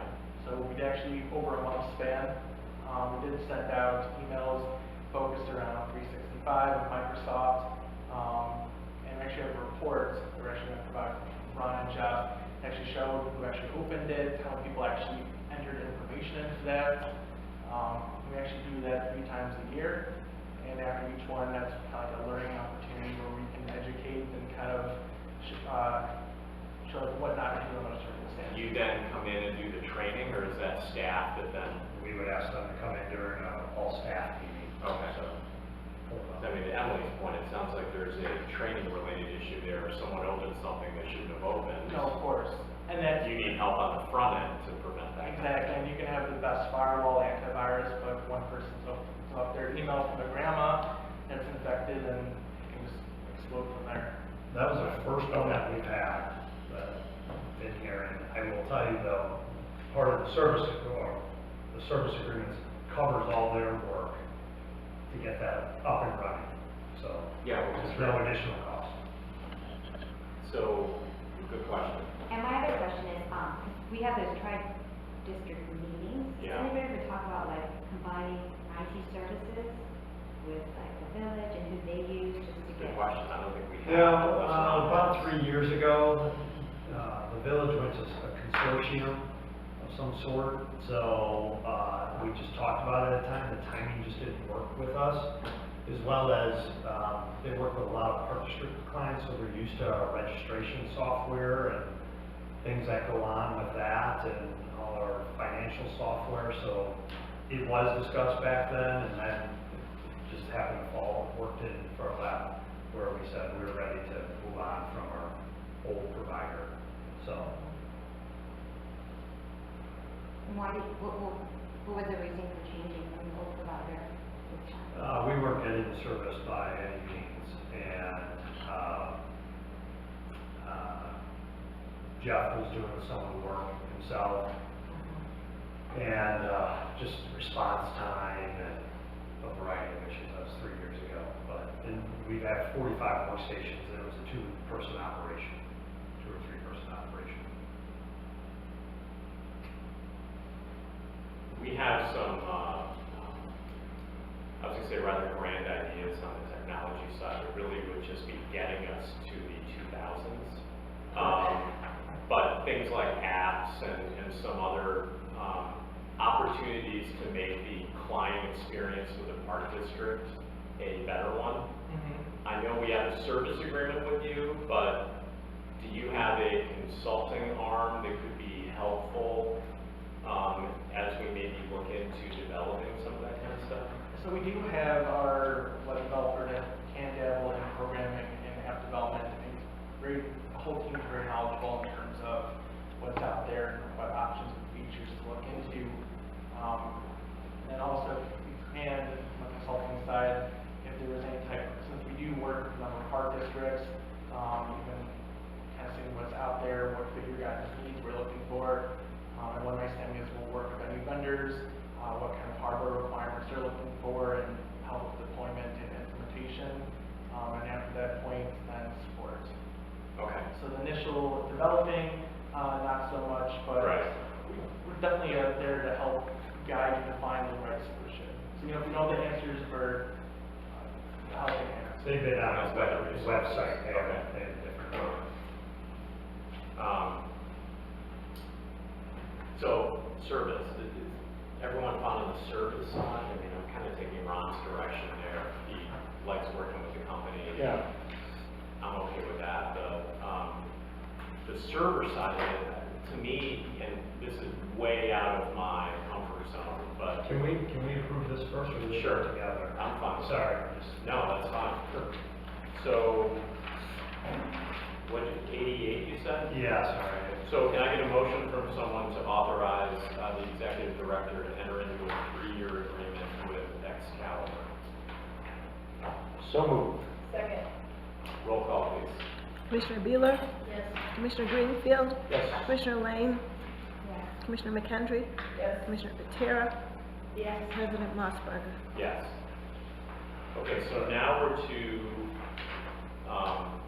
the the $25,000 expense. So, again, way outside my comfort zone, I don't know if that's the right number or not the right number. So- But typically, for a dollar amount like that, wouldn't you get quotes from a few people? Seems like a lot of money to spend on just one quote. This is very different than service contracts. Right. So there are a lot of people you could be buying equipment from. But they'll be servicing the server. So what they do is they go out and get the quote for us. So because there's, I don't want to speak for you, but you're servicing the Correct. server. Yeah, we're spec'ing out the server, building it in-house, from the ground up, do stress testing. So everything, keep it in-house, we can control, the quality of the deployment, by keeping everything in-house in regards to the hardware. So then from hardware to deployment, it's all our hands touching it, documentation, everything across the board. I talked with Charlie on Friday, so. And I'm sorry that I don't know what Charlie does. So Charlie works for Microsoft.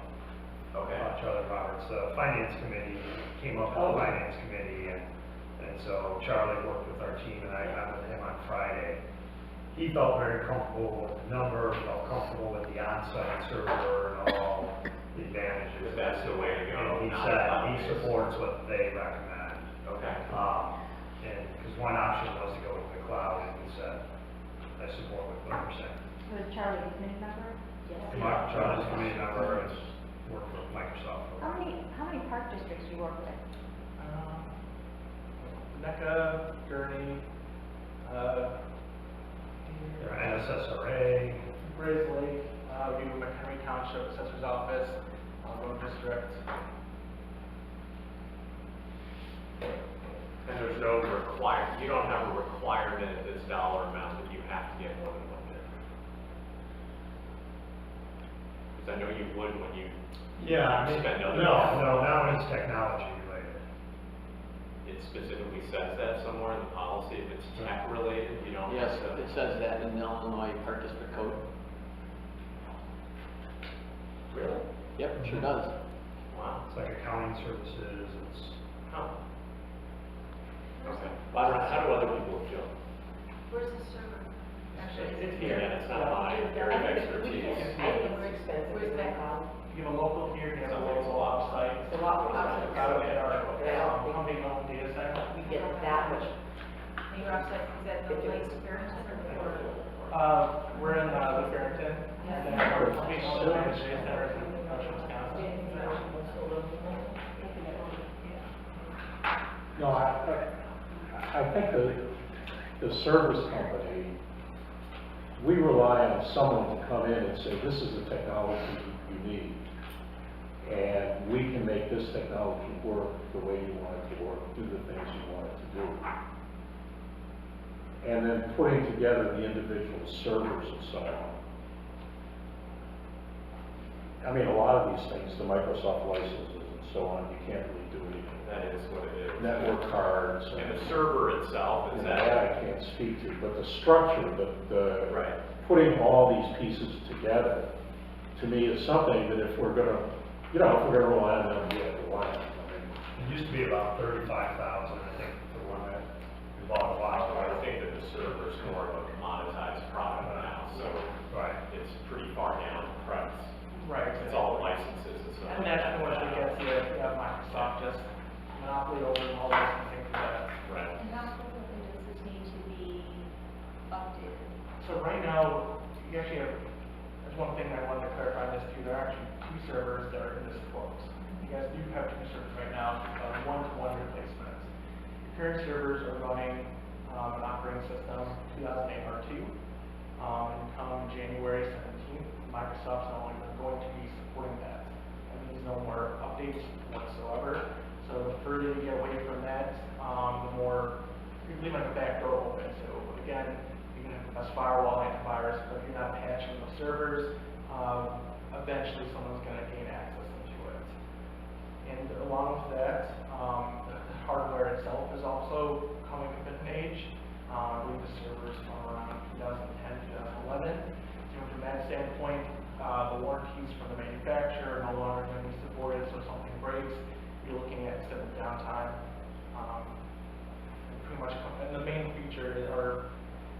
log in as server 2008, and that's the big push for this. So the replacement servers would be running in 2019, which is the current latest and greatest. All right. So we'll get those contract goes for, so we've got a $25,000 contract, and then how many years out? How long is this projected to be good and not have to be launched? I would say right now, based on Bluff's needs, we're looking at 6-7 years. And that's of course Microsoft discretion, if they could tomorrow, Yes. in 3 years, just like with Windows 10, Windows 7, same date, no more updates. So that's actually a project we've been doing with Jeff and Ron, replacing all workstations to Windows 10 and to prevent any type of security loss. All right, you sold me. Excellent job. How does everybody else feel? I mean, I think we need to do this for several reasons. So it's in the capital plan, has been approved by the budget, so this is what's one of the. Oh, interesting, right up there, levy year 2019, $25,285. If you act fast, you can pay for this. I need it. I wish Eric were still here. Man, you will love that part. You can look at this in advance, just. Yeah, amazing how well that worked out. All right, so, need a motion to authorize Ron to, purchase, right? Yeah, purchase. Purchase the physical server or servers in this case, and all the associated licenses, software costs, et cetera, installation. So, Thank you. Second. Roll call, please. Commissioner Beeler, yes. Commissioner Greenfield, Yes. Commissioner Lane, Yes. Commissioner McHenry, Yes. Commissioner Patera, Yes. President Mossberger. Yes. That's good. Thank you for coming, that was really helpful to get your. And the expense won't go until 2020 because it won't be physically present until 2020. So, but we need to order it now. Oh, right, okay. So, How long will it take to change over the systems? It's definitely going to be a couple big projects. I believe it's going to be about 3 days. And then it'll be shut down for a couple days? or- So we do everything we can to reload the servers, get everything set up, move data over. So we try to make it as seamless as possible. There will be some like after hours, 2 to 3 days downtime and impact on across the board. Let's do it on Christmas, no. Yeah. Oh, I'm sure you love it. I mean, why not, you know? Great, thank you. Of course, thanks. Yeah. Oh, thank you for having me. Thanks. All right, so next new business item is the budget, which we obviously had a meeting about and discussed in detail. Ron, you, as it says on here, made a number of changes based on that discussion. we did. And we now have the updated budget that was given to us to review. Did anyone have any additional comments or changes?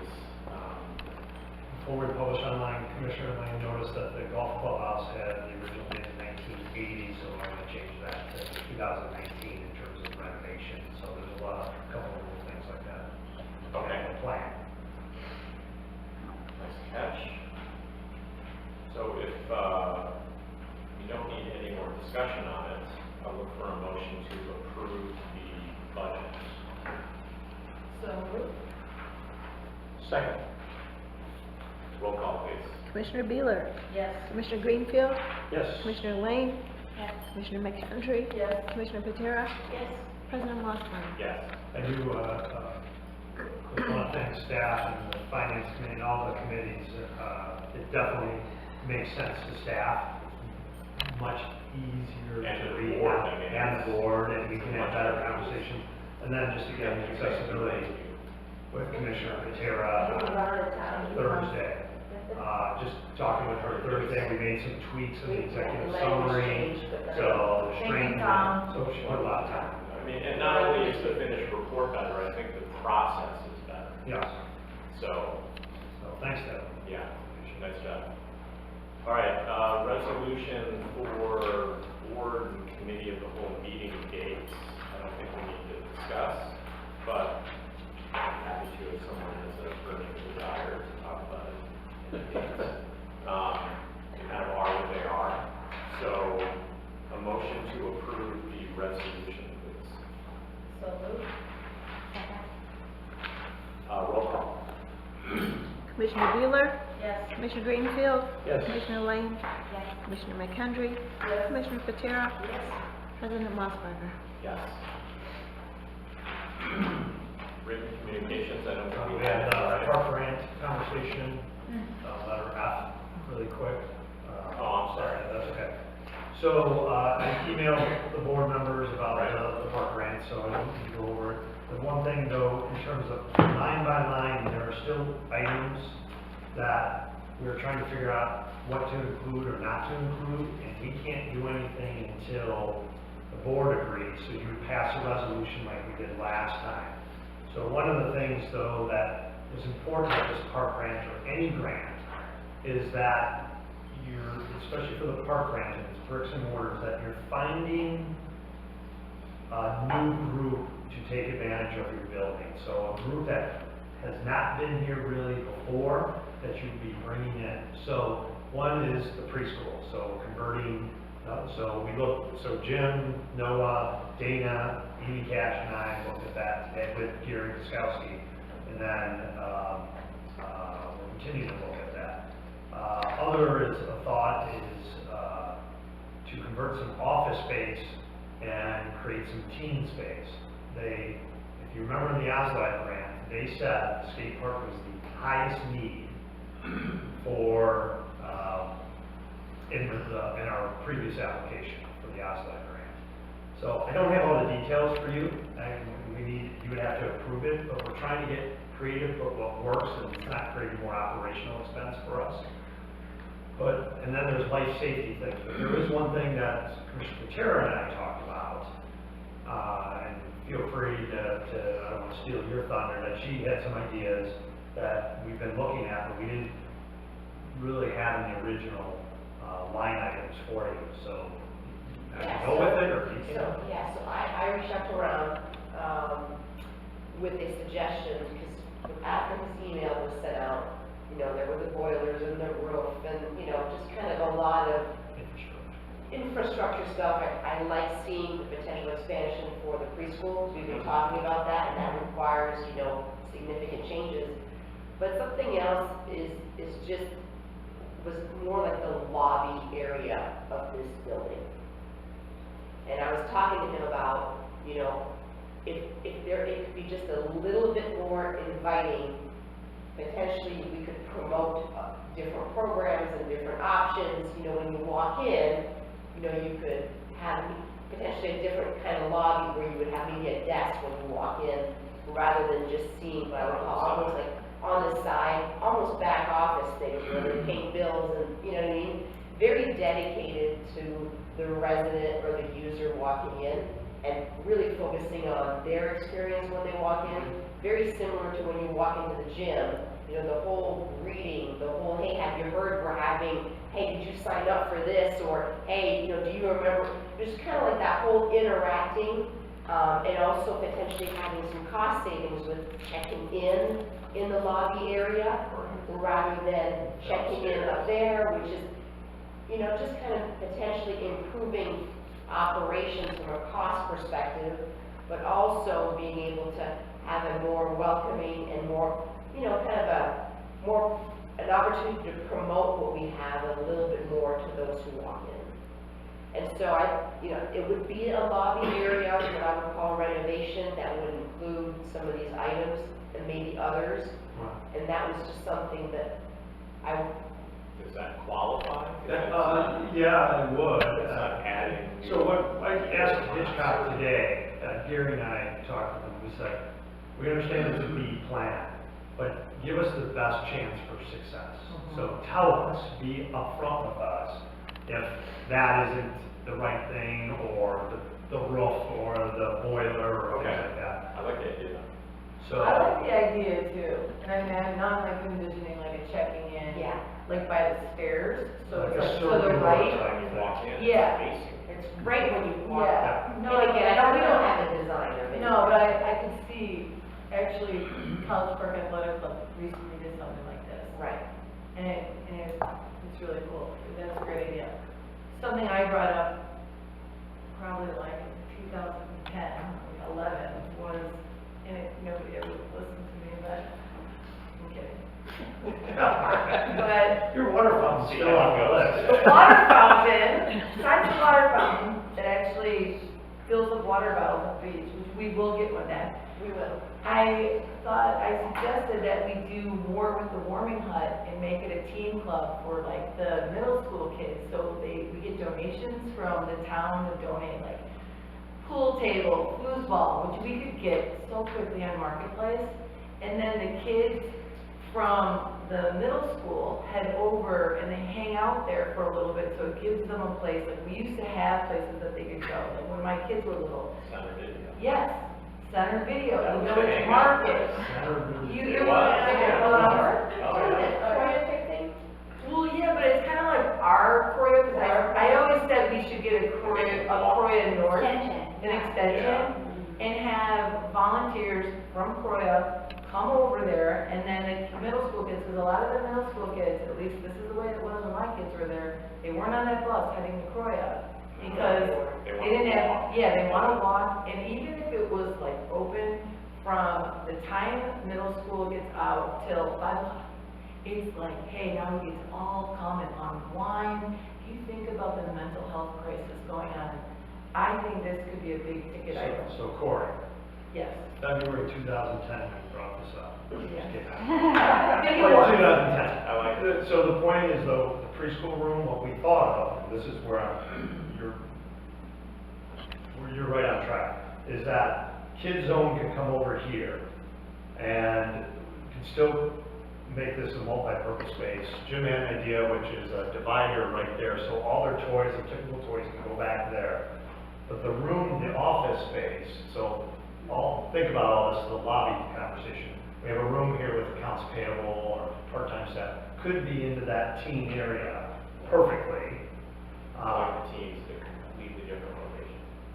I like the one we had idea. But that wouldn't be Like part of the it's grant. solar It just wouldn't be part of the Because grant. the grant has to be these walls. Oh, that's what I wanted to ask. It has to be within this. Good idea, but you have to fund it some other way.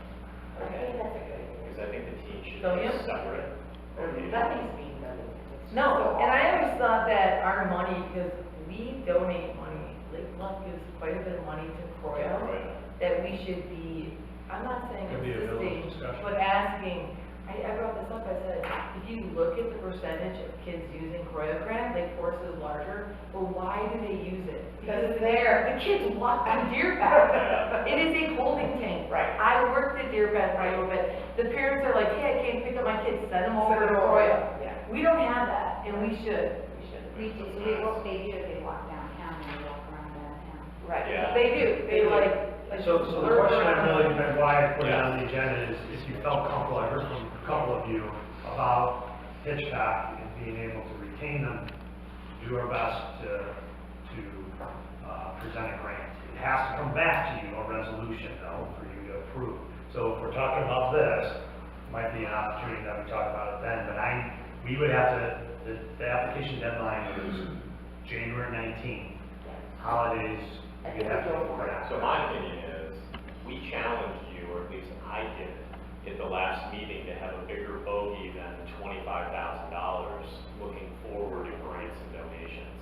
I don't think that I can withhold $5,000 from you if you're out trying to do the right thing and finding donations and grants for. So my opinion is, Well, Ron, I wanna go back to what you spend the said. 5,000 and take a shot. But are you guys in agreement with something in the lobby that would, I wanna, Yeah, 'cause I not need only, to- So what I happens, guess that's the question. and why that's important is, for the grant, you have to provide conceptual plans. So I'd have to bring in FGM architects who's done the pool and the beach, limited amount, to be able to do those. You have to for these grants. You have to put, they need conceptual plans. So we needed, I thought that was a good idea, like a quick consensus on it. So it's not $5,000, it's $5,000. No, and I don't know what FGMs, we meet with them tomorrow, the cost, trying to find out what that cost is. okay, but if you do the lobby idea, which I like, I still wanna go back to your idea of converting this room. I don't need to call it, yeah, like a holding tank where parents waiting to pick up their, or like a kid, older kids, like, I'm not gonna call it a teen club, but I'm gonna call it an area that you could be, Put teams in. Well, I yes. I do think we're missing the preteen, because they're, we cut off the kids. Well, really, Because I think that, They're not- that is all. So, But so you're asking that it's not just gonna be 5,000. well, and I'll know more tomorrow at 3, so after 3 o'clock, I'll email the board. I just at least wanted to hear about Hitchcock, then when I hear back from FGM, then I I can didn't say. understand the Plan B, like, what was, that, when you said that, you know, the B, Pardon? when you said it was Plan B? Plan B was the rec center, so we had 2 plans to discuss with IDNR. First was the beach, and they said they didn't think that was eligible. And Plan B in the same conversation was the rec center, would this be eligible? And then it's trying to figure out what could qualify. Infrastructure, And then yay or nay, you and just sent the nay. ideas. Yes. What you thought, okay. Yeah, that's that, and we And we just, also can think about ways to make it, you know, more marketable in terms of, you know, what we would get out of certain thing, out of doing certain things. I think that's part of the narrative. more that we efficient, need. which is what's in the More plan. efficient, more members, more, you know, I think the lobby's a great idea. I think when you walk in, you don't always get eye contact and a welcome. No, And not I think to it's the left. really important when you walk into anywhere that you're greeted, especially something that you're paying for. You're like, hey, hi, how are you? And there's a couple people that do that, but and we could use a volunteer.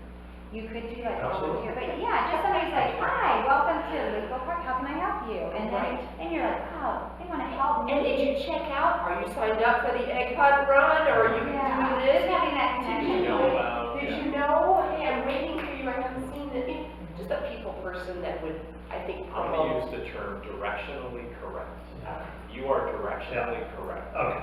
It sounds like you guys are on You still board with need the idea. to provide I think Yeah. it's sorely missing. more concrete Again, numbers, trying to. I do, and so, but you are directionally correct. yeah, I want to And keep they're not saying that. asking us to do this, as well, things. So we need to go into executive You know, session. they're really to four do meetings by law. like this, but there is, Yeah, we're checking in, to, but, you know, yeah, you have to check minutes. if that's what.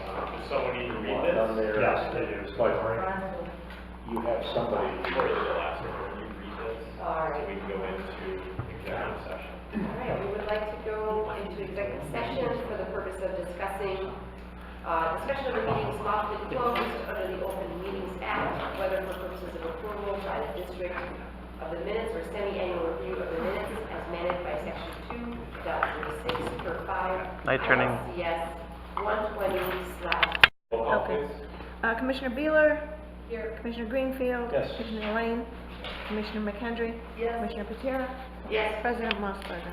Yes.